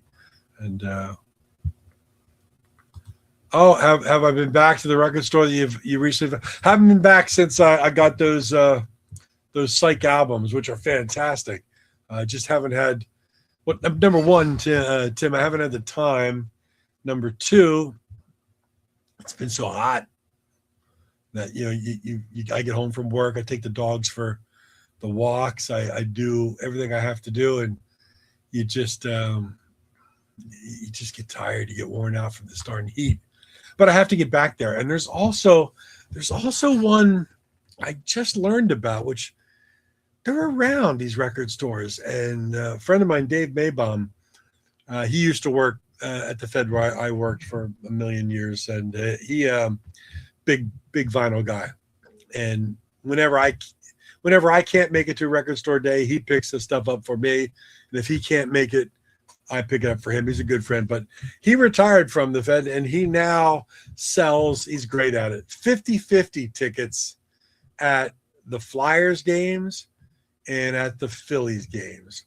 So he runs around the stadium, all home games, as a 50-50 ticket seller, which I didn't know they did. It's kind of cool. I've been to a couple Flyers games with my neighbors across the street that are kind enough to take me. And if those 50-50, those nights, they get up to $40-something thousand just that night. Now, I've never seen anybody win. Someone's got to win because it's all the money taken in that evening. But you would think that if you won, you'd jump up and down and scream. But the more I thought about it, you're in South Philly. You probably don't want to be seen as the person who just won the 50-50. I would just want to go collect my check and sneak out of there. But he does that. He's great at it. And he told me about a couple record stores around here, but I saw one online. Someone was advertising something about it down in Woodbury, which is only 20 minutes away tops, called On the Record, I think. On the Record or Off the Record? On the Record, I think. And it looks like a great vinyl shop. So I need to get out and check that out too. So there's one that's relatively new, 2 miles from my house in Audubon. They say it's very good. So they're popping up left and right. It's interesting how many of these places are starting to come around.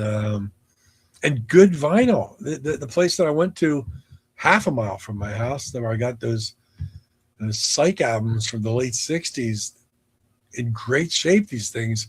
That was a whole box. It was labeled late 60s psychedelia, and it's just a couple hundred albums there. Blew my mind. Not thrift store prices, though.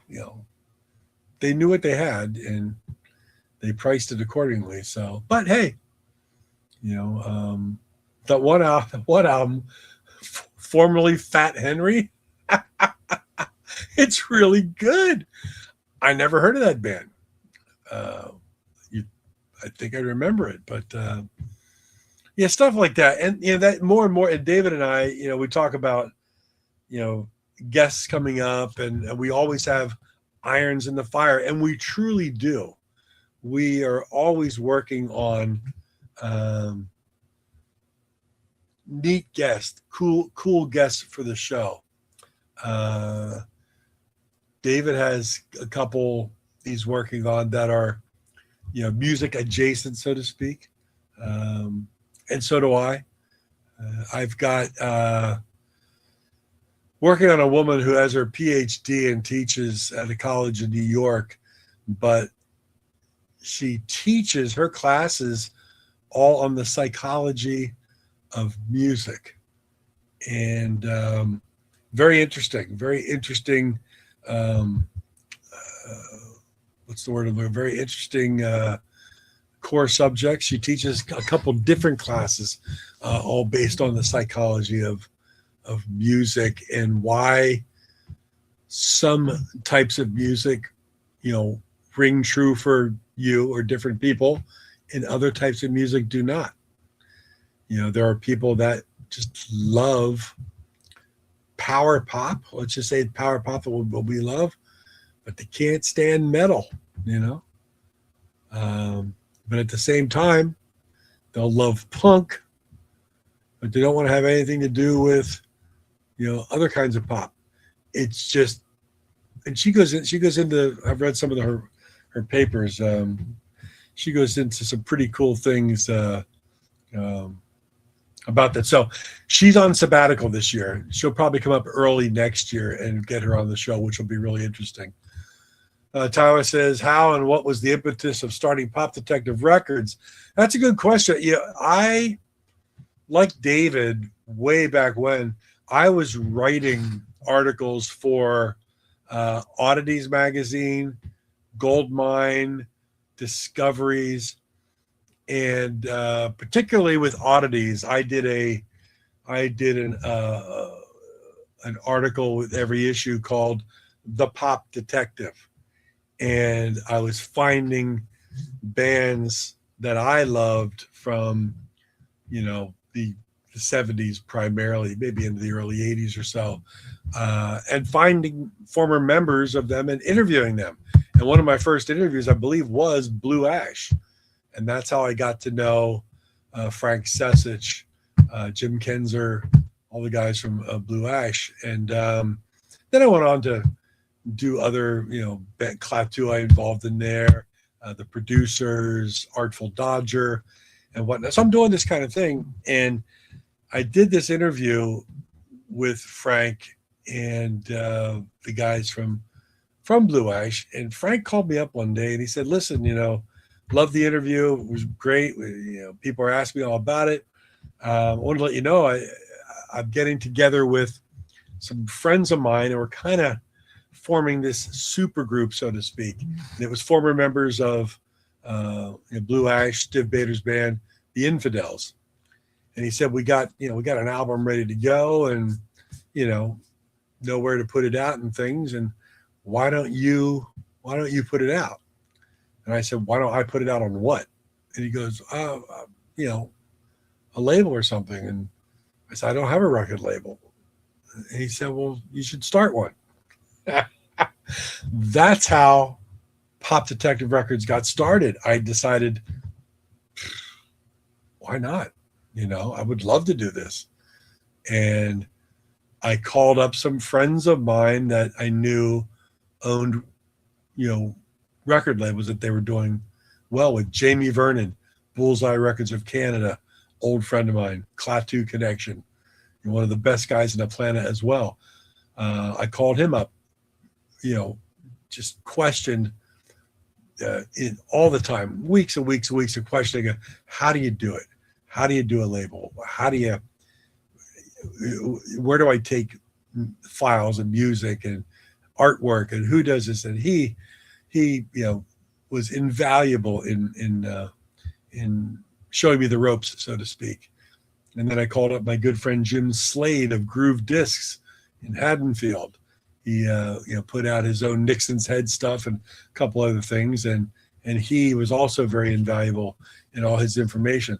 So I was getting ready to put this whole Deadbeat Poets original album out, Notes from the Underground, but I really hadn't created the imprint yet or thought about what the record label would be called. And I talked to Jamie again, and Jamie said, everybody knows you as the Pop Detective. You should call it Pop Detective Records. And I was like, yeah, cool. And that's how Pop Detective Records just kind of started. And it really was just to put out that first Deadbeat Poets record, Notes from the Underground, which is still available at popdetective.com. And we put it out, and I didn't really know what I was doing. I just tried my best to advertise it wherever I could, tried to get reviews wherever I could. And it landed in the hands of what's the guy's name? WFMU. Oh, forgive me, I'm blanking on your name. And he has a show on Sirius. Bill Kelly. Oh my gosh, Bill Kelly's what's it called? Bill Kelly's, forget the name of his show on WFMU. But Bill Kelly knew little Steven with his Underground Garage stuff going on. And he loved the Deadbeat Poets disc so much he gave it to Steven. Steven loved it. Now, Steven also remembered Frank Sesich from the Steve Bader's Latter-day Dead Boys days. They had come across each other, and they knew each other. So Steven started playing tracks from that album. And all of a sudden, I went from not having a clue what you do to start a record label and anything to having my first CD being played to death on the Underground Garage on Sirius XM, which then, it starts to get played everywhere. It's picked up by other Sirius XM stations. It's picked up by college radio stations because they hear it. It's picked up airlines are playing it because Sirius XM it's all over the place. And then I sent it everywhere, and it ends up in the hands of the PA announcer music guy for Everton Soccer Club in the UK outside of Liverpool. And he latched on to one of the tracks on the album called No Island Like the Mind, No Ship Like Beer, because it's a very anthem-like, when you hear British football fans with their anthem, chants, always blowing bubbles, that kind of thing. Well, this was no island like the mine, no shit like beer. He started playing that track at Anfield, Everton, football club's home field, and it got very, very popular to the point where I was lining Frank up with interviews over there with radio stations and things, and then the Deadbeat Poets hopped on a plane and played IPO Liverpool with David Bash, and a couple of years later we toured around the UK and Scotland. But that's how Pop Detective started. I got really lucky really fast, and then of course I was like, well, okay, what else can I do? And I remember the second release, I fell in love with. There was a guy, Jackson out of Toronto. Forgive me again, first name. I'm starting to lose my mind a little bit. He would send me these power pop compilations of Scandinavian pop. He would put together these 22 track CDs, and it was mostly Swedish, but you would get some Norwegian pop, some things out of Denmark, local area, but mostly Swedish. But on one of his compilations, I heard this woman, Vibeke Sagastad, and I think it was Velvet Revolution was the glam rock track that I heard from her. Fell in love with what I heard. Found her 2 albums that she had out on Sony International in Norway. She was also a Grammy Award winner previous when she was in a band out of Norway called Weld, W-E-L-D. So she's a Norwegian Grammy winner. She had 2 solo albums out on Sony, but Sony had dropped her because the second album didn't sell that well. But I got in touch with her through MySpace or one of those things or something, and I said, "Hey, hello, Ms. Sagastad." Mark Hershberger from the United States. Have you ever released any more than these 2 albums? And she wrote me back saying, no, I released those 2. I have a 3rd album all ready to go, but Sony dropped me, so it's just kind of sitting here with nowhere to go. And there's a light bulb went off. I said, well, I so happen to have a record label here in the United States. I'm well known for my one release. And we put it together. We put together a Pop Detective Records release of Vibeke Sagastad, the world famous hat trick. And again, little Steven got his hands on it, fell in love with it. Coolest song in the world tonight. Played the heck out of it all over Sirius XM's Underground Garage. And that's the genesis of Pop Detective. Based on those 2 things, I went down to South by Southwest and had a little booth there with my CDs, and people were coming up to me. They knew my label from hearing on Sirius XM. All these bands were giving me their demos, and it was just like it was kind of a mind-blowing thing because this wasn't my full-time job. I was doing this for the love of the music and getting it out there, and it just really took off. Everything I released on Pop Detective went directly to little Steven's hands. And if you know the Underground Garage, Steven picks all the music on there. Steven picks all the coolest songs in the world. He is hands-on. And if he loves it, it's going to get played. And I'm so very, very grateful to Underground Garage. And that's why we've had wicked cool artists on this show, promoting them. Good friends of mine that were on my label. They were stamped under Pop Detective just to get them to hear on the Underground Garage the Jelly Bricks. They're now on Wicked Cool and doing fantastic. Here's a good question. What was the one that got away that you were close to signing? I had an in to the Cocktail Slippers. We've had them on the show here as well. That's one that I really wish I would have had on Pop Detective. Now I had the Dolmans, and they were fantastic. What a great band, great people. And they had, I don't know how many coolest songs in the world they had. and they had an overall coolest song of the year. So did Dead Big Poets. And Dahlman's ended up in a primetime TV show, all kinds of things. But Cocktail Slippers. Oh, I mean, there was a few people that contacted me that wanted me to release their stuff, but I just didn't. At the time, I didn't have the time. I didn't have the funds because everything that was coming in was just going right back out to promotion, and it wasn't that much. It's just you're trying to do whatever you can for these artists. But Rob Bonfilio of Wanderlust, and his wife is Carney Wilson, and he plays in various Beach Boys incarnations, and Wilson Phillips. He wanted to have his one of his early solo albums released on Pop Detective. I would have loved to do that because I love Rob's music. And here comes David Bash. He's back. People will pick this up in a second. There he is.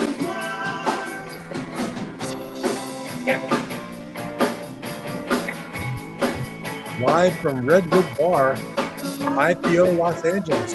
David Bash.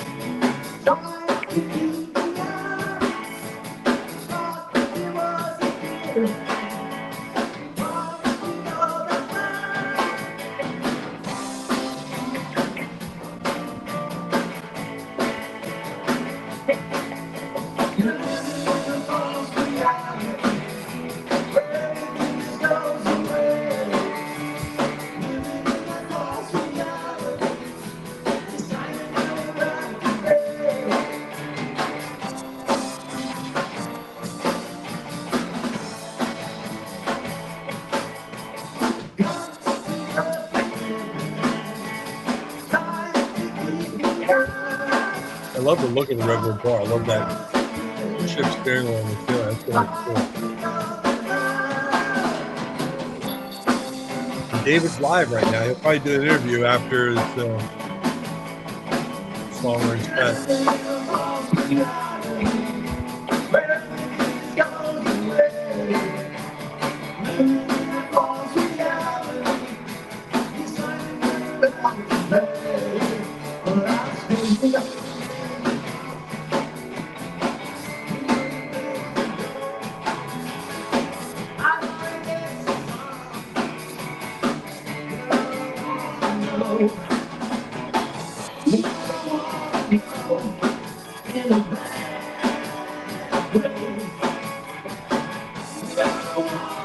Doing another marathon material issues tonight. I'm kind of digging, kind of hanging out with everybody and talking life, music, tracks, Pop Detective, Backdoor Men.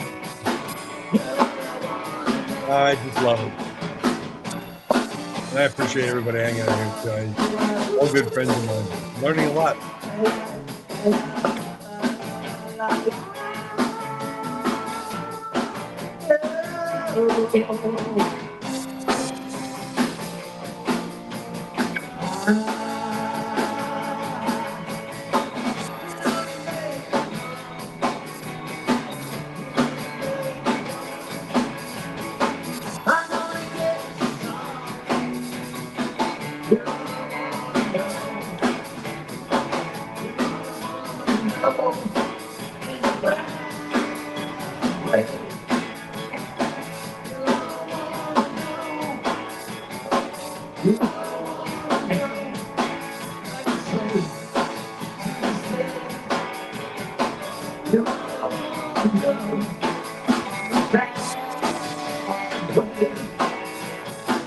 I don't know who's on the schedule tonight.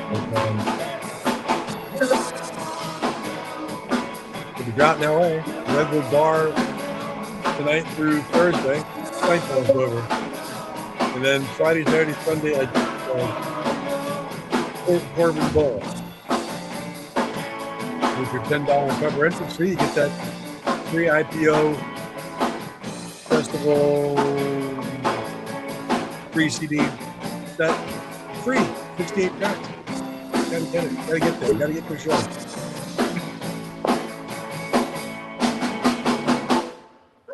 There we go. Yeah. Nice. Thank you guys. I'll be back in a bit. I'll be back. So David's checking back in. David's live from the Redwood Bar, IPO Los Angeles. He'll be back with maybe an interview one more time before we call it a night. We'll be doing this again next Sunday because he'll be at that Corbin Bowl.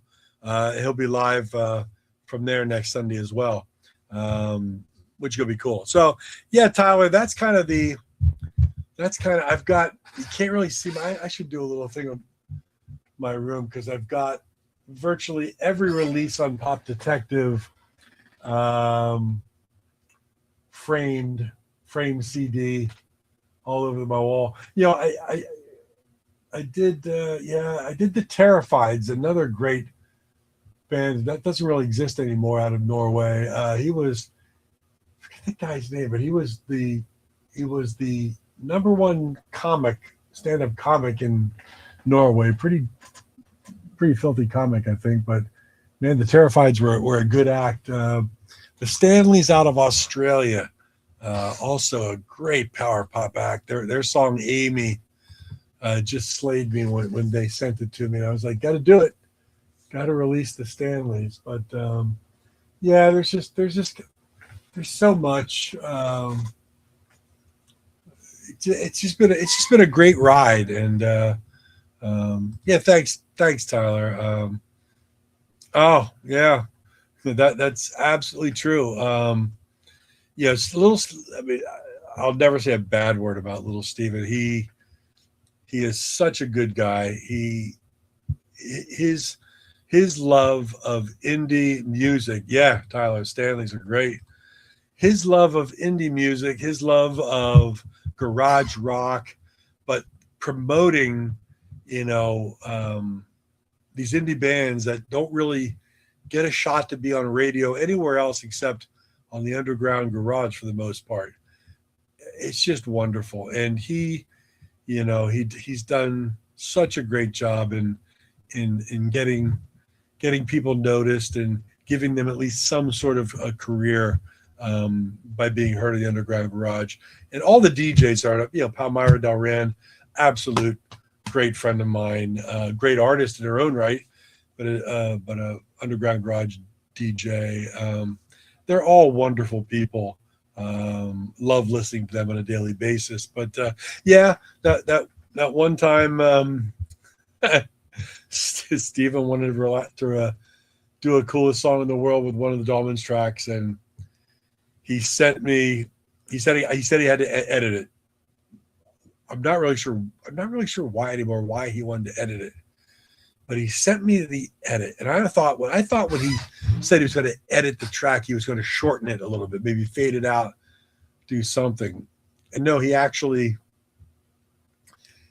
changed the chorus, digitally cut out a couple key words and things. And when I heard it, I was like, what the frick? Fuck. This sounds awful. Why would he do this? And I said, I don't think it's a good idea. I don't really like it. And of course he responded, well, I think it is a good idea. And I said, well, hold on a second. So I wanted to ran it past the Dolmans, and they were like, no, that's not our song. That's not what we wanted to do. No. So I went back to Stephen. I said, Stephen, no, you got to take it as it originally was, or you don't take it, which is kind of ballsy because it's like, please take it, but he kind of read me the riot act saying, I've edited McCartney, I've edited Ringo Starr, I've edited Mick Jagger, I've edited, all these people, and you are going to tell me no? And I went, yeah, telling you no. And for a while after that, I was not getting anything new played on the underground garage. Didn't get a coolest song in the world, and nothing. But I did get an invite to the underground garage 10th anniversary party at the Hard Rock, New York City. And I got an invite, and of course I'm going to go. It's great. It's no hard feelings. It's just we had a disagreement. And spent time with Darlene Love there. Spent time with Billy Joe Armstrong and Green Day. But I run into little Steven, there, and I said, "Hey, Steven," because I said Mark Hershberger, Pop Detective. I think I only met him maybe once or twice before, so I'm remembering my face might have not been easiest thing, but he looked at me with his, his Sopranos kind of thing. He was like, "Yeah, I gotta tell you, you told me no. You got balls, no hard feelings." I said, no hard feelings at all. I mean, we patched all up, and then wasn't too far after that, I got another coolest song in the world. And I think to this day, I still have the most coolest songs in the world of any label on the Underground Garage. I've had 18 coolest songs in the world and 2 coolest songs of the year, which is pretty freaking cool. That's a good idea, Tyler. Yeah, go through all, but that would definitely take up about 3 hours if I just played a track from each of the releases. But you know what? It really and COVID kind of put a kibosh on most of it. Plus, just getting older and other things going on. And here comes David Bash. Talk again. All right. So yeah, we just finished our Sunday afternoon showcase at IPO LA here at Redwood Bar. The final act, last but never least, is Michael Culhane, and he's just amazing. And we got him here live on Material Issues. Nice, Michael. Hey, This is my partner, Mark Hershberger. hi, Mark. Nice to That's see you, David. Michael. Yeah, Yeah. indeed. Nice to see you. Great. Good to be here. Good Had a to fun hear you set. live. Yeah, good to hear you live on Material Issues.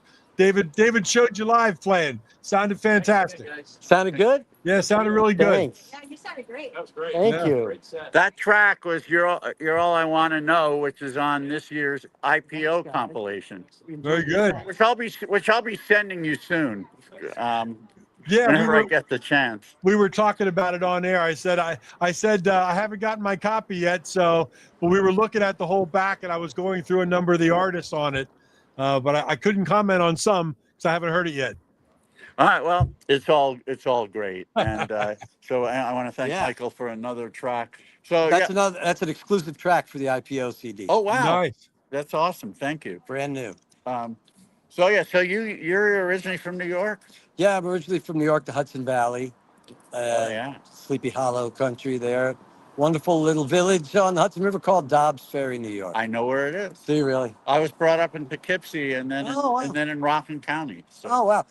Poughkeepsie is serious about rock and roll. That's right. Well, went to see Blue Oyster Cult in Poughkeepsie, and that's what they said. I believe it. And you had a band back there called Circus Guy. Yeah, I had a band called Circus Guy. Was lucky enough to play the Mercury Lounge a number of times, and we had a great time in New York, and that was a highlight of my life so far. And what brought you out here, though? Something about Los Angeles. Everybody here is a professional in music, and that just takes everything up to a higher level. They set the bar high here, and my colleagues are great, and that means a lot to me. And how'd you get connected with Fernando? Not that that's that hard to do because he knows everybody. A lot of my good friends come from a Harry Nilsson tribute we do every year. Mhm. And Fernando and I were on the bill, 10 years ago. I've done every single one, 11 years ago. And we liked each other. We got along. But I wanted him to hear my music. I had a feeling we'd click. I followed him. I try to follow everybody that I come into contact with a little bit, try to hear their music, check it out, hear what their own stuff is like. And I thought, he's got to hear my stuff. He'll get it, but how?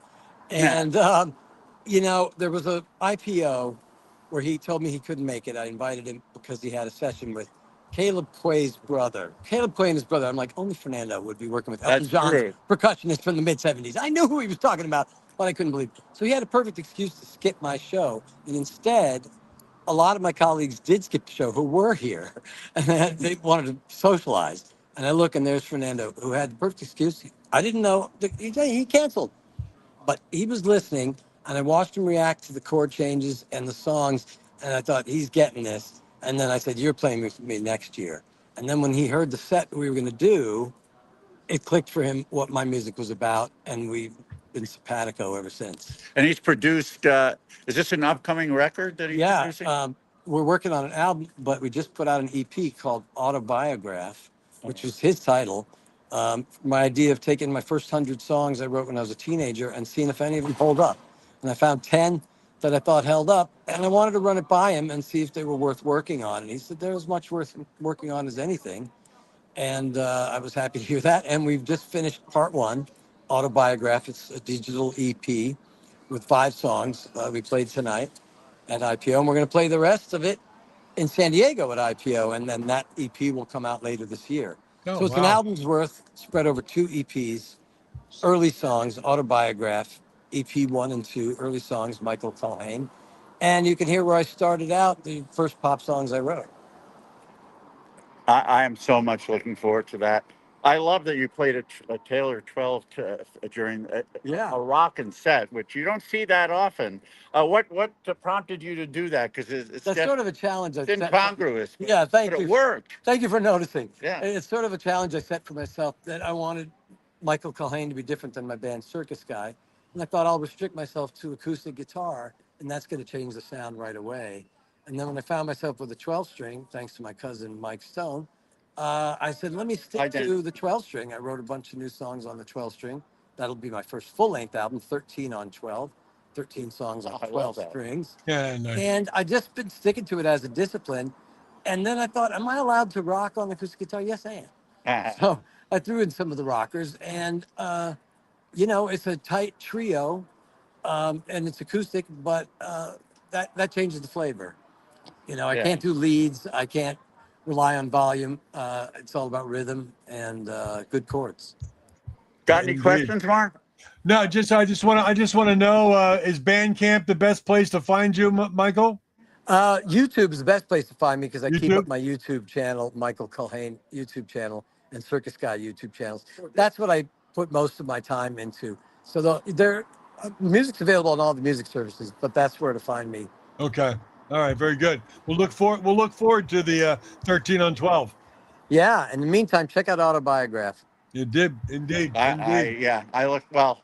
heard it, so I know about that, but I definitely looking forward to the album as well. Michael, thank you so much for appearing, and of course for playing at IPO. You bet. And Thanks, we look David. forward to seeing you in San Diego. Thanks. Thanks. Be good. Thank you, Michael. Bye-bye. All right. Thank you, Mark, very much for keeping it going. This worked out much better than last year. Oh, wait. Thanks, Mark. Hey, thank you, Michael. Yeah, this worked out better than last year, where we actually were able to show 3 bands and interview 3 people. So take care, guys. And so we'll hopefully we can do this again at Corbin next weekend. And thanks so much for filling the time in between. That couldn't have been easy, but I appreciate it. Whenever you get the time to watch this show, I think you're going to get a kick out of it. There was some interesting information that came up. Really? Yep. Uh-oh. Okay. Well, I will of course watch it, and I'll let you know what I think. All right, man. Eddie wants a selfie. Something with the smile, because you have the smile shirt. Okay, that's right. All right. Thanks, Mark. I'm gonna get going, but we'll see you we'll see everyone next week on Material Issues with Scott Fairs, right? No, next week. No, next week we're doing. Oh, that's right. Next week we'll be at Corbin Bowl. The following week with After Scott that, Fairs yeah. of Hollywood Yep. Stars. Yep. Good deal. All right. Have a great night, my friend. We'll talk to you. Love to Ches and Audie. Back to Rena. Love you. Love you. Bye-bye. Bye-bye. Well, there's David Bash live from the Redwood Bar, IPO Los Angeles. And that's what he was talking about. Next week, he got ahead of himself a little bit with Scott Fairs, but he will be doing kind of the same thing next week. I'll be hanging out here. We'll be talking music, goofing off. Maybe I'll come up with some other interesting ideas. Maybe we will do a Pop Detective Records little bit of a run through of some things. Yeah, that might be a good idea. But David will be live from IPO LA next Sunday, Corbin Bowl. So check in with us at 8 p.m. Eastern, 5 p.m. Pacific. What time is that? 1 o'clock in the morning UK time? Whatever.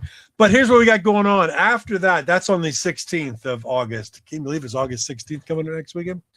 After that, on August 23rd at 8 p.m., our normal time, Eastern, we're going to have Scott Fairs of the Hollywood Stars.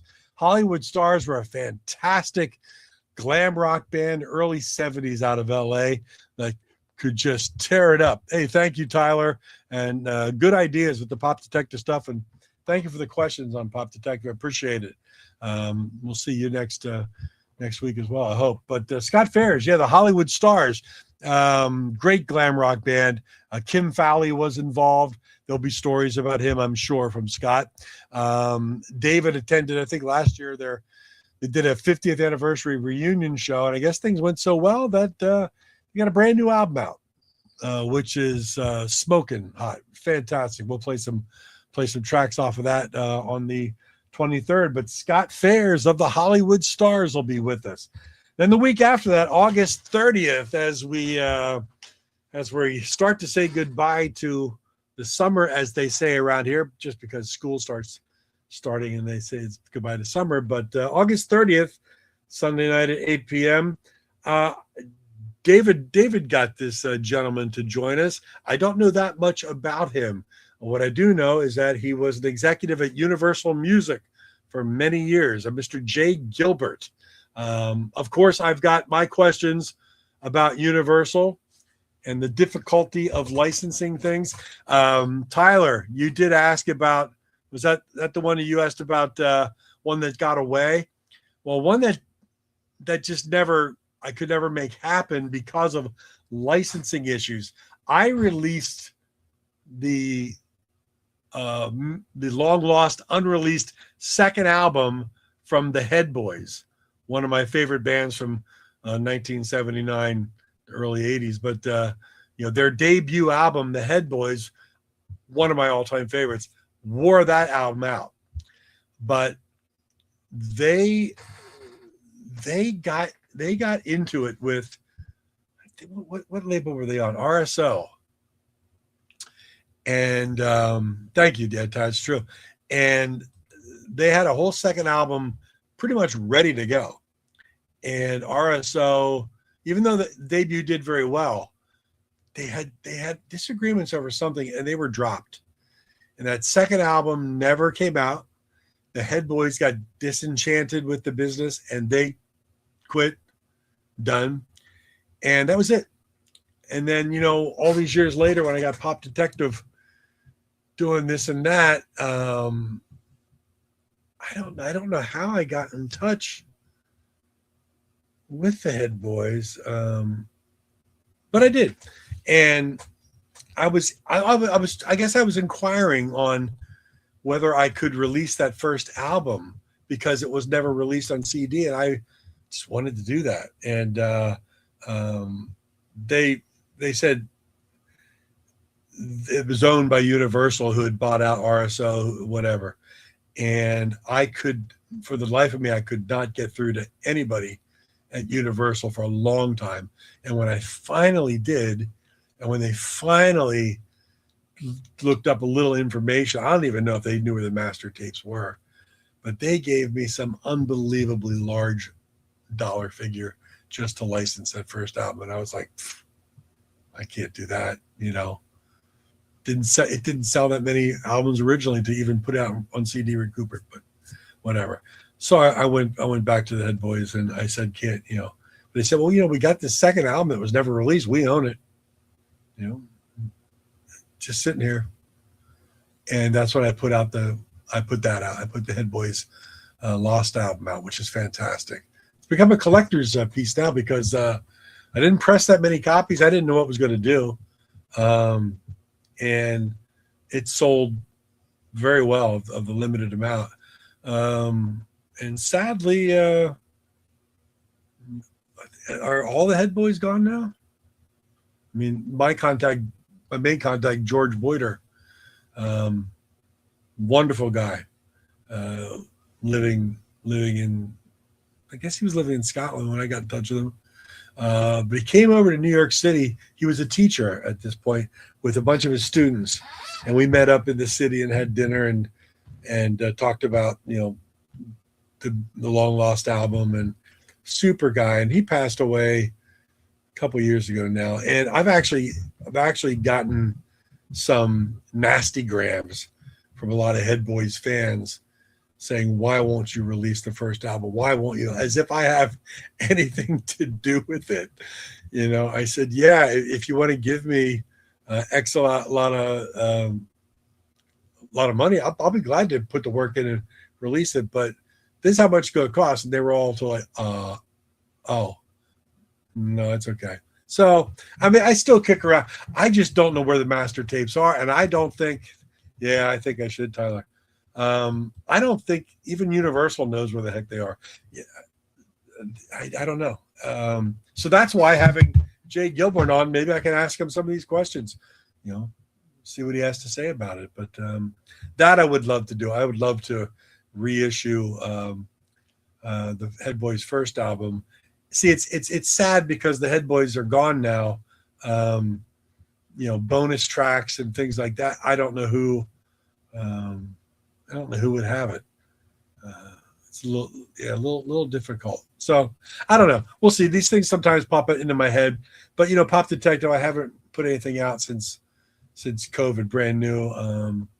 You know, just life goes on. Everybody wants vinyl now. Vinyl is expensive to produce, expensive to sell. It's a tough thing, but I never say never. So we shall see. But that's what we got going on. That takes us to the end of August, and then the first weekend of September, David's going to be in Vancouver for IPO Vancouver. Whether he's going to do live stuff or not, I'm not really sure what we might do. Of course, we've got maybe a Stump the Bash in the works for one of those times. Maybe we'll do the Jeopardy that we played a couple times in the last couple of weeks. That was fun. I hope some people would join us and actually play Jeopardy, which is our version of Jeopardy, but with pop music, pop culture, power pop stuff. Play against David. That'll be fun. And then we just booked on the 13th of September. And David knows more about this individual than I really do. But it's going to be interesting. Steve Kalinich is going to be on the show. And he is an American poet that collaborated on some songs with Brian and Dennis Wilson of the Beach Boys. He did have an album out called A World of Peace Must Come, which was produced by Brian Wilson. So it's another Beach Boys connection that we have, and we're gonna hear some stories with the Beach Boys. He was also friends with Felix Cavalier of the Rascals. You know, so he got around. He's done a lot of things, but Steve Kalinich will be on the show on September 13th. And as we always say, irons in the fire. We do have some interesting things. If it would play out right, you're going to love it. And again, we started doing this show thinking we'd do maybe a couple, maybe a handful, maybe we'd do 10. Well, now we're finishing up episode number 268. 268 episodes. It boggles my mind that we've done that. And so many great guests. If you've missed them at all, materialissues.com, going across the bottom of your screen, that takes you to the YouTube channel part of the show. And under the live tab, all 268 episodes are there. And so many great guests. So many fun episodes. Check them out. Tell your friends about it. Subscribe. pass it around. Best kept secret in live podcasting is material issues. Thank you, Tim. Have a great week. So everybody, thanks for hanging around for 2 hours and 15 minutes on episode number 268 of Material Issues. We'll see everybody again next week, 8 p.m. Eastern, 5 p.m. Pacific, when David is at the Corbin Bowl IPO Los Angeles final day. Everybody have a great rest of your weekend. Have a great week. Stay cool. We'll talk to you really soon. Pop Detective and Mark Hershberger wishing you a very good night. Welcome to Material Issues Live. It's Sunday, the fun day, and it's great to be alive. So hit subscribe